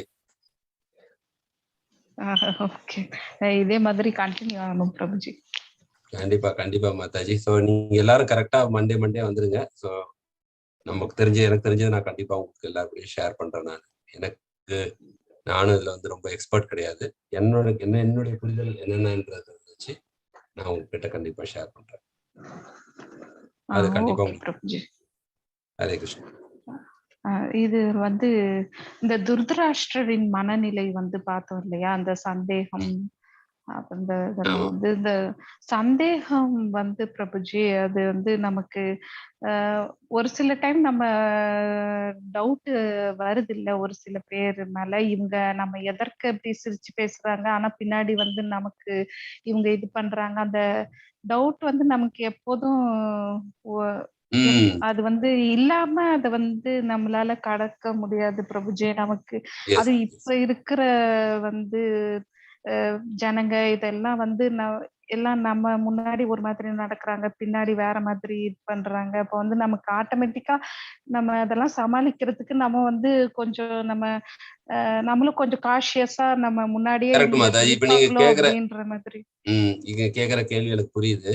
பட் இதுல பாத்தீங்கன்னா யாராரு மேல டவுட் பண்றாருன்னா அவர் வந்து துரோணாச்சாரியர், பீஷ்மரையும், அதாவது நம்ம வந்து நம்பிக்கைக்குரியவர்கள் பல வருடங்களா பழகினவங்க மேல நாம சந்தேகப்படக்கூடாது. நீங்க சொல்றது வந்து இனிஷியலா ஒருத்தவங்களை பழகிறப்ப அந்த சந்தேகங்கள் இயற்கையா வரலாம். இவங்க ஹிடன் ஏஜெண்டாவோட பழகுறாங்களா இல்ல செல்ஃபிஷ் மோட்டிவோட, எப்ப ஆரம்ப காலகட்டங்கள்ல நீங்க 20-25 வருஷமா ஒருத்தட்ட பழகின பிறகு அவங்ககிட்ட அதுக்கப்புறம் உங்களுக்கு அந்த டைம்ல தெரிஞ்சிருக்கணும் அவங்க எப்படிப்பட்டவங்க அப்படின்றது நம்ம கண்டிப்பா தெரியும். அதுக்கப்புறமும் அவங்க மேல சந்தேகப்படுறது அவங்க மேல வச்சிருக்க ரிலேஷன்ஷிப்பே நம்ம சந்தேகப்படுற மாதிரி. அப்போ ஈவன் பாத்தீங்கன்னா கல்யாணத்துக்கு முன்னாடி கணவன் மனைவிகள் அப்போ அந்த அளவுக்கு இனிஷியலா இருக்கா. பட் இதே ஒரு 15-20 வருஷமா சேர்ந்து இருந்த பிறகு அவங்க மேல சந்தேகப்படுறது அந்த மாதிரி தவறு தானே. சோ இங்க வந்து பாத்தீங்கன்னா அந்த நீண்ட நாள் உள்ள ரிலேஷன்ஷிப் மேல துரியோதனன் சந்தேகப்படுறாங்க. அவங்க எப்படி இருந்தாலும் கூடயே பீஷ்மர் இருந்தார், துரோணாச்சாரியா இருந்தாருனாலும் இவங்கெல்லாம் நமக்கு ஹெல்ப் பண்ணுவாங்களா அப்படின்ற மாதிரி ஒரு சந்தேகம். பட் இனிஷியலா நீங்க சொல்றது வந்து இந்த உலகத்துல எல்லாரையும் நம்ப முடியாது. ஏன்னா நிறைய பேர் கலியுகத்துல மெஜாரிட்டி ஏமாத்துவாங்க தான். அப்ப ஆனா இனிஷியலா பார்த்து நம்ம கேர்ஃபுல்லா தான் டீல் பண்ணணும். பட் ஒன்ஸ் அவங்கள நம்ம ஸ்டடி பண்ணிட்டு அவங்க கூட ரிலேஷன்ஷிப் போயிட்டு அவங்க நல்ல நம்பகத்தன்மையா இருக்கிறப்போ தேவையில்லாம சந்தேகப்படுறதுன்றது வந்து ஒரு ஹெல்தியான ஹேபிட். அது நம்மளையும் பாதிக்கும். நீங்களே வச்சு பாருங்க, நம்ம க்ளோஸா ஒரு ஃப்ரெண்டா இருக்கிறாங்க, அவங்கள ரொம்ப சந்தேகப்படுறப்ப நமக்கு ஒரு மனநிலை வந்து ரொம்ப ஹெல்தியாவும் பாசிட்டிவாவும் இருக்காது. ஒருத்தர் சந்தேகப்பட்டு இருக்கிற அந்த ரிலேஷன்ஷிப் வந்து ஹெல்தியா இருக்காது. ஸோ இது வந்து நீண்ட நாளா நம்ம ஒருத்தவங்க நம்பகமா பழகிறப்ப அதுக்கப்புறம் ஒருத்தவங்க சந்தேகப்படுறது பற்றி தான் இங்க அந்த துரியோதனோட மனநிலையில சொல்லப்பட்டது. ஓகேவா மாதாஜி? இனிஷியலா சந்தேகப்படுறது தப்பு இல்ல மாதாஜி, அது தப்பு இல்ல. அது நம்ம கேர்ஃபுல்லா தான் இருக்கும். ஓகே பிரபுஜி. அது மாதிரி இந்த அர்ஜுனரோட இந்த மனக்குழப்பம் வந்து வருது இல்ல பிரபுஜி, அது வந்து அது நம்மளும் எவ்ரிடே லைஃப்லயே நம்ம வந்து எல்லா விஷயத்திலுமே நம்மளுமே அப்படி குழம்பி தான் இப்படி வரும் பிரபுஜி. அது நம்ம அதுக்கு வந்து நம்ம என்ன பண்றது, ஒரு தெளிவா இதுதான் ஒரு தர்மத்தின் வழி, இதுதான் வந்து இந்த வழியில தான் நம்ம இப்படிதான் டிசிஷன் எடுக்கணும் அப்படின்ற மாதிரி நம்ம எப்படி பிரபுஜி முடிவெடுக்கிறது ஒரு ஒரு விஷயத்திலயும்? அது வந்து மாதாஜி நம்மளோட இந்த இதெல்லாம் வர்றது நம்மளுடைய மனது வந்து ஸ்டெடியா ஸ்ட்ராங்கா இல்லாதனாலதான் நமக்கு அந்த குழப்பங்கள்லாம் வருது. குழப்பங்களோ இன்டெசிஷன். மனது நீங்க எவ்வளவுக்குள்ள ஸ்ட்ராங் ஆகுதோ அப்போ கரெக்டா ஸ்டெடியான திங்கிங் வரும். ஸ்டெடியான திங்கிங் வரப்போ இந்த ஆன்மீகத்துல போறப்ப என்ன ஆகுதுன்னா, ஆன்மீகத்துல பகவானே உங்களுக்கு வழி நடத்துவார். எது பண்ணணும். கிருஷ்ணர் சொல்றாரு, தேசம் சத்தத்தை யுக்தானாம் பஜதாம் பிரீத்தி பூர்வகம் ததாமி புத்தி யோகம் ஏனமாம் உபயந்தித்தே. யார் என்னுடைய நெருங்கி எனக்கு சேவை பண்ணி கூட இருக்கிறாங்களோ அவங்களுக்கு நானே புத்தியை கொடுக்குறேன். அவரே உள்ள இருந்து வழி காட்டுவாரு. நமக்கு இது பண்ணா கரெக்ட், இது பண்ணா தப்புன்றது வந்து சொல்லுவாங்க. மனசாட்சின்னுவாங்க. சில பேர் வந்து இன்ஸ்டியூஷன் வாங்க. இன்ஸ்டியூஷன்னா சொல்லுவாங்க, இன்னைக்கு காலையில நான் போறப்ப இது மாதிரி நடக்கும்னு தெரியும், அதனால எனக்கு முன்னாடி எனக்கு தோணுச்சுன்னு இன்ஸ்டியூஷன் வாங்க.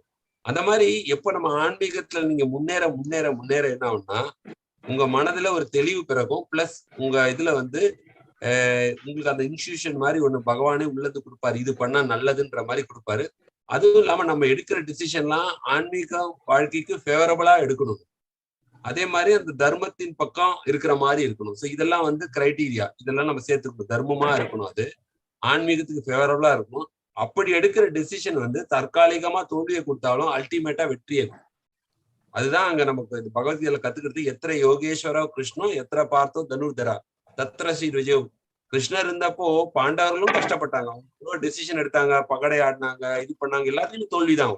அவங்க கிட்டத்தட்ட பாத்தீங்கன்னா வாழ்க்கையில எல்லாமே தோல்விதான் ஸ்டார்டிங்ல இருந்து. ஆனா இறுதியில அவங்கதான் வெற்றி அடைஞ்சாங்க. சோ பகவானோட இருக்கிறப்ப சில டைம் நம்ம வந்து இதெல்லாம் பண்றப்ப கூட மேபி சில டைம் நம்ம வாழ்க்கையில கஷ்டங்கள் ஏற்படலாம். அப்ப சில பேர் வந்து ஈவன் சாமி சில பேர் கமெண்ட் பண்ணலாம், இவங்க சாமி கூப்பிடுறாங்க, இவங்க ஏன் வாழ்க்கையில கஷ்டம் இருக்கு. பட் இறுதியா வந்து பகவானை வழிபடுறவங்க என்னைக்குமே தோல்வி அடைய மாட்டாங்க. பகவானே சொல்றாரு பகவத்கீதையில, கௌந்தேயா பிரதிஜானி நமே பக்த புனஷ்யதி. என்னுடைய பக்தன் ஒருபோதும் அழிய மாட்டாங்க அர்ஜுனா, இதை உலகத்துக்கு உறக்க சொல்லு அப்படின்ற. தற்காலிகமா நம்மளுடைய லிமிடெட் பர்செப்ஷன்ல நம்ம இருக்கிற 70-80 வருஷத்துல மேபி 4-5 வருஷம் நம்ம கஷ்டப்படலாம், 20 வருஷம் கஷ்டப்படலாம். அல்டிமேட்டா பகவானோட சைட்ல இருக்கிறப்போ நம்ம எடுக்கிற முடிவு எப்படி இருக்கணும்னா, ஆன்மீக சம்பந்தப்பட்ட இருக்கணும், தர்மத்தின் பக்கம் இருக்கணும், பகவானுடைய இச்சைப்படி இருக்கிறப்போ அந்த மனது தெளிவா நம்ம டிசிஷன் எடுக்கிறப்போ அது கண்டிப்பா நல்ல விஷயம், நல்லதுலதான் போய் முடியும். நீங்க தவறா முடியாது. சொல்லுவாங்க, உண்மையா ஒரு கதை சொல்லுவாங்க. டைட்டானிக்ல ஒருத்தர் வந்து ரொம்ப நாள் அவர் டைட்டானிக்ல போகணும்னு ஆசையாகும்.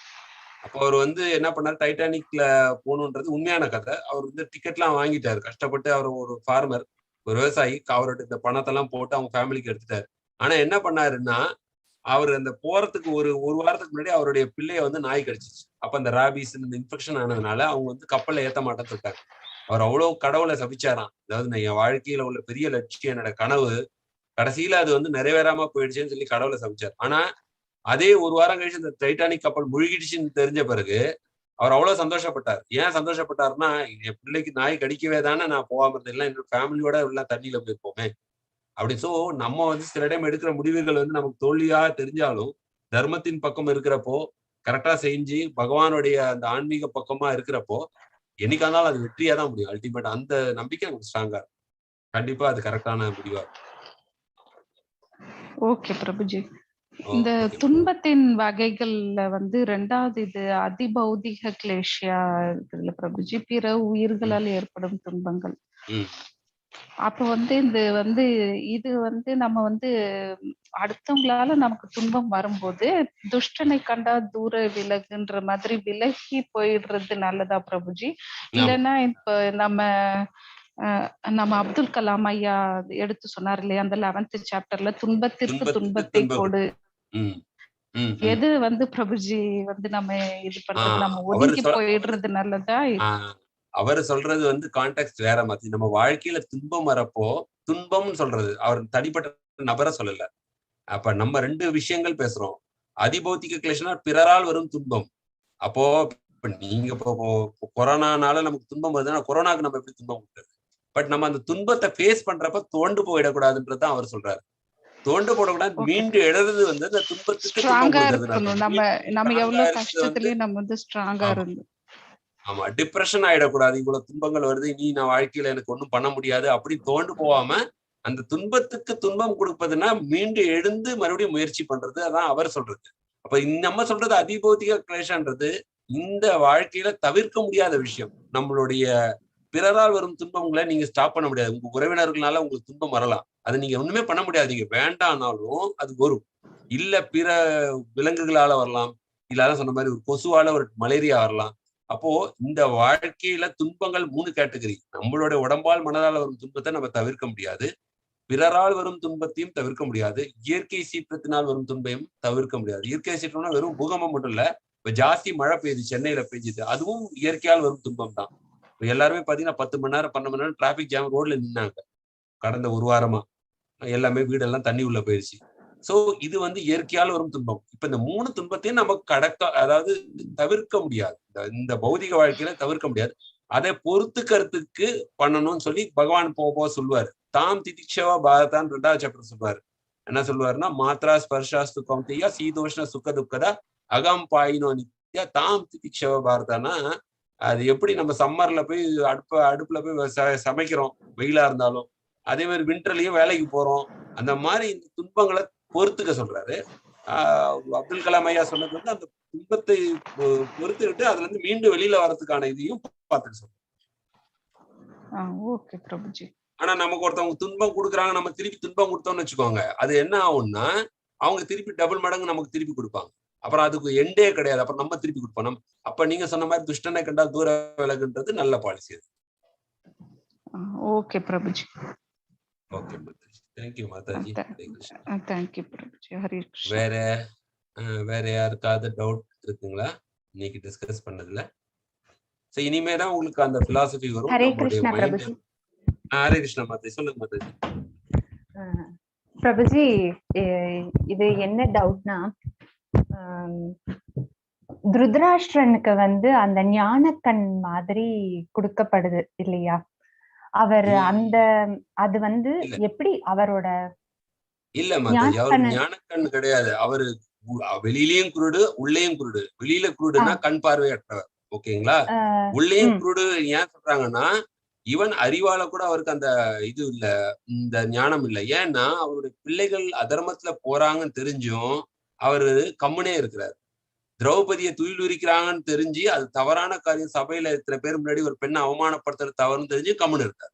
சோ அப்படின்னா அவர் ஏன் அந்த மாதிரி ஆனாருன்னா, அவர் இயற்கையா நல்லவர் தான். அவர் ஏன் அப்படி ஆனாருன்னா, அவருடைய சுயநலமா ஏன் மாறினார்னா, அவருடைய பிள்ளைகள் மேல வச்சிருந்த அஃபெக்ஷன் அவர் கண்மூடித்தனமா அவரை வந்து தவறான வழி நோக்கி போக வச்சிருச்சு. அதனாலதான் சொல்றாங்க, excessive attachment is bad, it will lead to misery. அது வந்து துன்பத்துலதான் முடியும். யாரு மேலேயும், ஈவன் சொல்றாங்க பிள்ளைகள் மேலேயோ இல்ல இது மேலே வந்து எல்லாமே ஒரு அளவோட இருக்கணும். ஏன்னா அவங்களால அப்புறம் துன்பம் வர ஆரம்பிச்சு ரொம்ப ஓவரா வச்சா. சோ அதுதான் வந்து இங்க கண்மூடித்தனமான அஃபெக்ஷன் வைக்கலாம், அன்பு பாசம் வைக்கலாம். ஆனா பயங்கர பற்றுதல் ரொம்ப இருக்கக்கூடாது. சோ ரெண்டுத்துக்கும், பாசத்துக்கும் பற்றுதலுக்கும் வித்தியாசம். இப்போ பாசம் வைக்கிறது நம்மளுடைய இயற்கையான குணம். பாசம் இல்லாம நம்மளால வாழ முடியாது. அப்போ பெற்றோர்கள் பிள்ளைகள் மேல, பிள்ளைகள் பெற்றோர் மேல வச்சுக்கிறது பாசம். அந்த பாசமே அந்த பார்டரை தாண்டி பற்றுதலா போறப்போ அவங்க பண்ற தவறுகளுக்கு நம்ம உடந்தையா இருக்கிறோம். அது தவறு. அதுதான் திருதராஷ்டிரன் பண்ணது. Attachment and affection. இங்கிலீஷ்ல அஃபெக்ஷன் இஸ் ஓகே. இல்ல பிரபுஜி, இப்போ அந்த போற வந்து அவருக்கு பாக்கிறதுக்காக அவருக்கு வரம் மாதிரி கொடுக்கப்படும் அப்படின்ற மாதிரி வியாசர் வந்து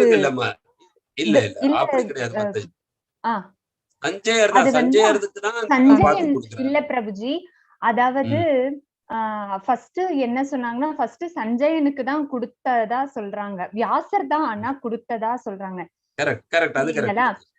வியாசர் வந்து கொடுத்தாரு, ஆனா ஃபர்ஸ்ட் திருதராஷ்டிரனுக்கு தான் அது வழங்கப்பட்டது. ஆனா திருதராஷ்டிரன் எனக்கு வேண்டாம், எனக்கு பதிலா சஞ்சயனுக்கு கொடுங்க அப்படின்ற மாதிரி சொன்னதா நான் கேள்வி. அதாவது எனக்கு கரெக்டா அது தெரியல, அதனால அவர் வந்து ஆல்ரெடி வாழ்க்கை பூரா குருடா இருந்துட்டதுனால அது நானும் டபுள் செக் பண்ணி பார்க்கணும். நீங்க சொல்றது கரெக்டா இருக்கலாம். நானும் எங்கேயோ அது மாதிரி கேள்விப்பட்ட மாதிரி ஒரு ஞாபகம் இருக்கு, முதல்ல அவருக்கு கொடுக்கப்பட்டது அப்படின்ட்டு. பட் அதை வந்து சஞ்சயனுக்கு கொடுக்க சொல்லி அவர் இது பண்ணாரு. ஏன்னா நான் இப்படி குருடா இருந்துட்டு இப்படி இருந்துட்டு போயிடுறேன், நான் எனக்கு கொடுக்கணும்னு நீங்க நினைச்சீங்கன்னா அது என்னுடைய செக்ரட்டரிட்ட கொடுத்துருங்க, அவர்கிட்ட கொடுங்க அப்படின்னு சொல்லி நானும் அந்த மாதிரி கேள்விப்பட்டிருக்கேன். ஆனா இது வந்து ஒரு லைவா அவர் பார்த்து அவர் எக்ஸ்பிளைன் பண்றதை விட அவங்களுடைய மனநிலையவும் அவர் புரிஞ்சு அத சொல்ற மாதிரி தான் வருது இந்த பகவத்கீதையினுடைய அந்த இது இல்லையா? ஏன்னா மாதாஜி இதுல ஒரு பாயிண்ட் இருக்கு. Face is the index of the mind. நம்ம ஒருத்தர் பேசுறப்ப சொன்னா ஏன் சோகமா இருக்கீங்கன்னு சொல்றோம், பரவாயில்ல இன்னைக்கு சந்தோஷமா இருக்கீங்க, எதை வச்சு சொல்றோம், அவங்க பேச்சு வச்சே தெரிஞ்சிடும். அப்போ முக பாவனைகள் வச்சு அந்த காலத்துல அது ஒரு சாமுத்திரிக லட்சணம் அப்படின்லாம் சொல்லுவாங்க. அதாவது அந்த காலத்துல அது ஒரு ஸ்கில். ஒருத்தவங்க வந்து ஃபேஸ் வச்சே படிப்பாங்க அவங்களோட எமோஷன்ஸ் எப்படி இருக்கு அப்படின்னு சொல்லி. அதே மாதிரி ஆறான்னு சொல்லுவாங்க. நம்ம உடம்பு தலையை சுத்தி ஒரு ஆறா இருக்கும், சிகப்பு கலர்ல பச்சை கலர். அதை வச்சு கூட நம்ம சொல்லுவாங்க நம்ம மூடு எப்படி இருக்குன்னு சொல்லுவாங்க. அப்படி பல வித்தைகள்லாம் பல அந்த மாதிரி மிஸ்டிக் பொட்டன்சிஸ் எல்லாம் இருந்தது. அதாவது அப்போ ஒரு சாதுக்களுடைய சுத்தி பாத்தீங்கன்னா ஒரு கோல்டன் கலர் ஆறா இருக்கும். அதுதான் பாத்தீங்கன்னா சாதுக்களை சுத்தி ஒரு கோல்டு கலர் வளைய மாதிரி வரைவாங்க. ஏன்னா இயற்கையா அவங்க சாதுகளுக்கு பகவான் சிந்தனையில இருக்கிறப்ப அந்த மாதிரி ஒரு ஆறா டெவலப் ஆகும். ரொம்ப கோபமா இருக்கவங்களுக்கு சுத்தி சிகப்பா டெவலப் ஆகும். பட் நம்ம கண்ணுக்கு தெரியாது. சில யோக பயிற்சிகள் பண்றது மூலமா அதை பார்க்க முடியும்னு சொல்லுவாங்க. ஆறான்னு சொல்லுவாங்க, AUR. இல்ல அந்த மாதிரி chronic healingல வரும். சஞ்சயர் வந்து அந்த மாதிரி அவங்க மனநிலையை வந்து அவர் கண்டுபிடிக்கிறார். ஓகே. அப்படி இருக்கும்போது அந்த விஸ்வரூபம்னுடைய அந்த இது வருது இல்லைங்களா, அத வந்து அப்ப சஞ்சயனும் பாக்குறாரு. அத பார்த்துட்டு அவருக்கும் சொல்றாரா, இல்ல திருதராஷ்டிரன் கூட பார்த்தா மாதிரி ஏதோ படிச்ச மாதிரி எனக்கு ஞாபகம். இல்ல இது வந்து ஹோல் பகவத்கீதை பாத்தீங்கன்னா ஃபுல்லா திருதராஷ்டிரன் முதல் ஸ்லோகத்துல கேட்டாரு. அதுக்கு வந்து அந்த கடைசியா எத்தனை யோகேஸ்வர கிருஷ்ணன் எத்தனை பார்த்ததுன்றத வந்து டோட்டலா ரிலே பண்றதுதான். சஞ்சயர் வந்து இது வந்து ஆக்சுவலா சஞ்சயர் வந்து அங்க நடக்கிறத டெலிகாஸ்ட் பண்றாரு திருதராஷ்டிரட்ட. அப்போ வந்து சஞ்சயர் பாக்குறாரு. ஆனா திருதராஷ்டிரர் பாக்குறதா வந்து அந்த பகவத்கீதையில உள்ள எங்கேயும் எழுதப்படல. Okay okay. சரி. ஆனா விஸ்வரூபம் காட்டுறாரு. விஸ்வரூபத்துல இப்படி இருந்ததுன்னா வர்ணனை எல்லாம் கொடுக்குறாரு. விஸ்வரூபத்துல வந்து ஆதித்யர்கள் இருந்தாங்க, ருத்ரர்கள் இருந்தாங்க, இவங்க இருந்தாங்க. அவர் 1000 சூரியன் ஒரே நேரத்துல வெளியில வந்தா எப்படி இருக்கும் அந்த மாதிரி இருந்து அவரோட பாடியில உள்ள தேஜஸ் அதெல்லாம் சொல்றாரு. அதை வச்சு அவர் அப்படியே எக்ஸ்பிளைன் பண்ண, அதை அப்படியே பார்த்து ரிலே பண்ண. ஓகே.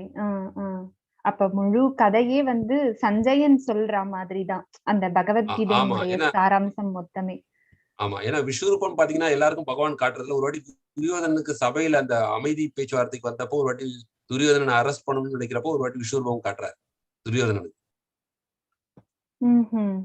துரியோதனனுக்கே காட்டுறாரு.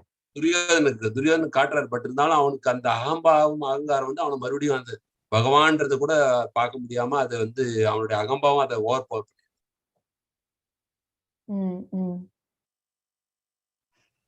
அது விஸ்வரூபம் காட்டுறாரு அப்படின்னாலே அத பாக்கிறதுக்கு புண்ணியம் செஞ்சிருக்கணும். பிளஸ் அத பார்த்தாலே அவங்களுடைய பாவமும் நார்மலாவும் மாதாஜி அது பகவான் அது சாஸ்திரங்கள் என்ன சொல்லுதுன்னா விசேஷ கண் பகவான் கொடுப்பாரு. நார்மலால கண்ணால அந்த விஸ்வரூபம் பார்க்க முடியாது. அந்த 11th சாப்டர் அப்ப தெரியும். அவர் சொல்றாரு இதுக்காக நான் விசேஷ கண்களை கொடுக்கிறேன் அப்படின்னு சொல்லி அர்ஜுனனுக்கு ஒரு ஸ்பெஷல் விஷன் கொடுப்பாரு அந்த விஸ்வரூபம் தரிசனம். நார்மல் நம்ம இந்த சூரியனே நம்ம நேரா பார்க்க முடியல, கடவுள் படைத்த சூரியனே. அதுக்கே கூலிங் கிளாஸ் போட்டாலே கண்ணு கூசுது. யோசிச்சு பாருங்க, 1000 சூரியன் ஒரே டைம்ல வர மாதிரி இருக்கிறப்போ அந்த விஸ்வரூபம்ன்றப்போ நம்ம எப்படி நார்மல் கண்ணில பார்க்க முடியாது இல்லையா? சோ அவருடைய கருணையில ஸ்பெஷல் விஷன் கொடுக்குறாரு அதை பார்க்கறது. அப்புறம் அதை எடுத்துருவாரு. இதுல வந்து அவங்களுடைய மனநிலைய தானே டைரக்டா அவர் சொல்றாரு.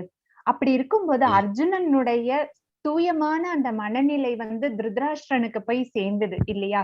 அர்ஜுனன் என்ன நினைக்கிறான், அவன் நல்லதுதான் நினைக்கிறான் அப்படின்றது வந்து அவருக்கு இருந்தாலும் ஏன் அவங்க மேல அவர் கோபமா இருக்கிறாரு?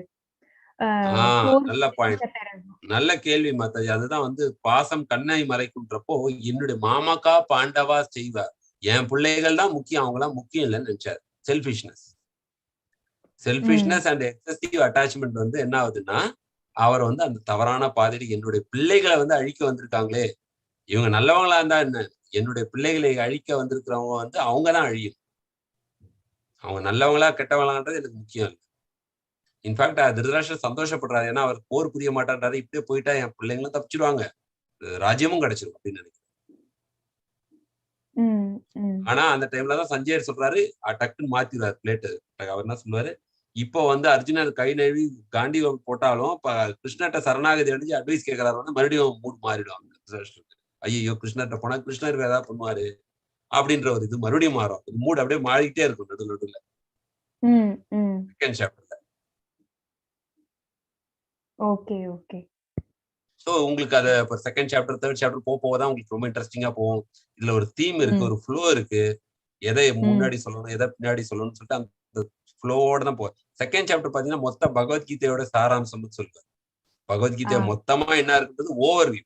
அதே 18 சாப்டர்ல பாத்தீங்கன்னா சம்மரினா சொன்னது எல்லாத்தையும் சுருக்கமா சொல்றது 18th சாப்டர். செகண்ட் சாப்டர்ல வந்து ஓவர்வியூ ஆஃப் என்டையர் பகவத்கீதை.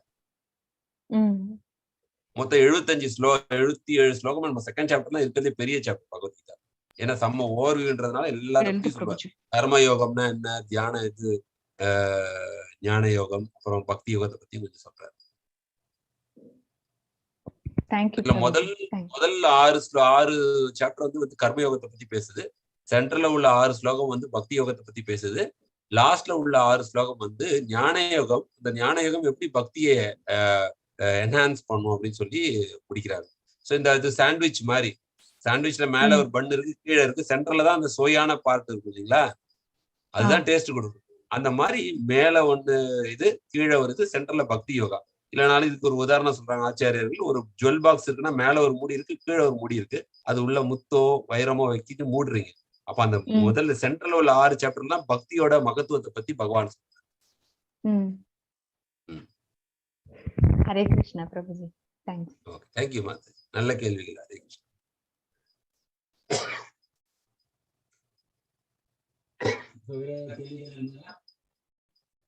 எல்லாரும் கரெக்டா எவ்ரி மண்டே 6:30க்கு ஷார்ப்பா ஸ்டார்ட் பண்ணிடுவோம். 6:30 கரெக்டா லாகின் பண்ணிடுங்க. முடிஞ்ச 5-10 மினிட்ஸ் முன்னாடியே லாகின் பண்ணுங்க. ஏன்னா 5-10 மினிட்ஸ்க்கு சாண்டிங் போயிட்டே இருக்கும். கூட நீங்களும் பண்ணலாம். ப்ரிப்பரேஷன் மைண்டை வந்து ப்ரிப்பரேஷன் பண்ணிக்கலாம். நீங்க நல்ல பகவானுடைய இது வரணும்னா அவருடைய அனுகிரகம் இல்லாம புரிஞ்சுக்க முடியாது. ஸோ ஒரு ரவுண்டு சாண்டிங் நீங்க கூட பண்ணீங்கன்னா அந்த மைண்ட் ரிசப்டிவா இருக்கும். இந்த இன்ஸ்ட்ரக்ஷன்ஸ் எல்லாம் கேட்கறதுக்கு மனம் சாத்விகமா மாறும். நம்ம டிவி பார்த்துட்டு வந்து பகவத்தை கேட்டோம்னா ரஜசிகா இருக்கிறப்போ அந்த இன்ஸ்ட்ரக்ஷன் போவாது. எப்படி இப்போ திருதராஷ்டிரன் எல்லாத்தையும் கேட்டு மாறல பாருங்க, அந்த மாதிரி மாறாம இருக்கும். ஸோ மைண்டை வந்து ரிசப்டிவா வச்சுக்கிறதுக்கு கொஞ்சம் ஒரு ரவுண்டு சாண்டிங் பண்றதுனால 6:15க்கே லிங்க் ஓப்பன் பண்ணி சாண்டிங் போட்டுருக்கோம். அதை நீங்க சாண்டிங் பண்ணிட்டு அப்புறம் ரெடியா இருந்தீங்கன்னா அந்த இது கேட்கறதுக்கு உங்களுக்கு ரொம்ப இதுவா இருக்கும். ஹரே கிருஷ்ணா. ஸோ மீண்டும் வேற யாருக்கும் சந்தேகங்கள் எதுவும் இல்லைன்னா, எல்லாம் வந்ததுக்கு ரொம்ப ரொம்ப நன்றி. உங்களுடைய பொன்னான நேரத்தை கொடுத்து இந்த பகவத்கீதை கத்துக்கிறதுக்காக வந்திருக்கீங்க. கண்டிப்பா பகவான் உங்களுடைய நேரத்தை மதிச்சு உங்களுக்கு நல்லதை பண்ணி உங்களுக்கு நல்ல ஒரு இன்ஸ்ட்ரக்ஷன் கொடுத்து நல்லபடியா பக்தியில மேன்மேலும் உங்களை வளர்றதுக்கான வழிகாட்டுதல கண்டிப்பா இந்த பகவத்கீதை மூலமா கொடுப்பாருன்னு சொல்லி அவரை பிரார்த்திச்சு 3 முறை ஹரே கிருஷ்ண மகாமந்திரம் சொல்லி இந்த கிளாஸை முடிக்கலாம். ஹரே கிருஷ்ணா கிருஷ்ணா கிருஷ்ணா ஹரே ஹரே, ராம ராம ஹரே ஹரே, கிருஷ்ணா ஹரே கிருஷ்ணா கிருஷ்ணா கிருஷ்ணா ஹரே ஹரே, ஹரே ராம ஹரே ராம ஹரே கிருஷ்ணா கிருஷ்ணா ஹரே ஹரே ராம ஹரே ராம ஹரே ராம ராம பஞ்சாகல்பதரிபஸ்ச अनंत कोटि वैष्णव की जय, ग्रंथराज श्रीमद् भगवद गीता की जय, श्रील प्रभुपाद की जय. ஹரே கிருஷ்ணா. எல்லா பக்தருடைய பர்மிஷனோட இந்த கிளாஸை இன்னைக்கு வெயிட் பண்றோம். நெக்ஸ்ட் மண்டே எல்லாரும் 6:30க்கு லாகின் பண்ணுங்க. நடுவில் அந்த தேவையான மெட்டீரியல்லாம் நாங்கள் போஸ்ட் பண்றோம் அந்த குரூப்ல. நீங்க ப்ரிப்பேர் பண்றதுக்கு ஹெல்ப்ஃபுல்லா இருக்கும். டவுட்ஸ் ஏதாவது இருந்தாலும் நீங்க வந்து கான்டாக்ட் பண்ணி எங்கிட்ட கேட்கலாம், இல்லை மாதாஜி கிட்ட கேட்கலாம். ஹரே கிருஷ்ணா. ஹரே கிருஷ்ணா. ஹரே கிருஷ்ணா. ஹரே கிருஷ்ணா. ஹரே கிருஷ்ணா.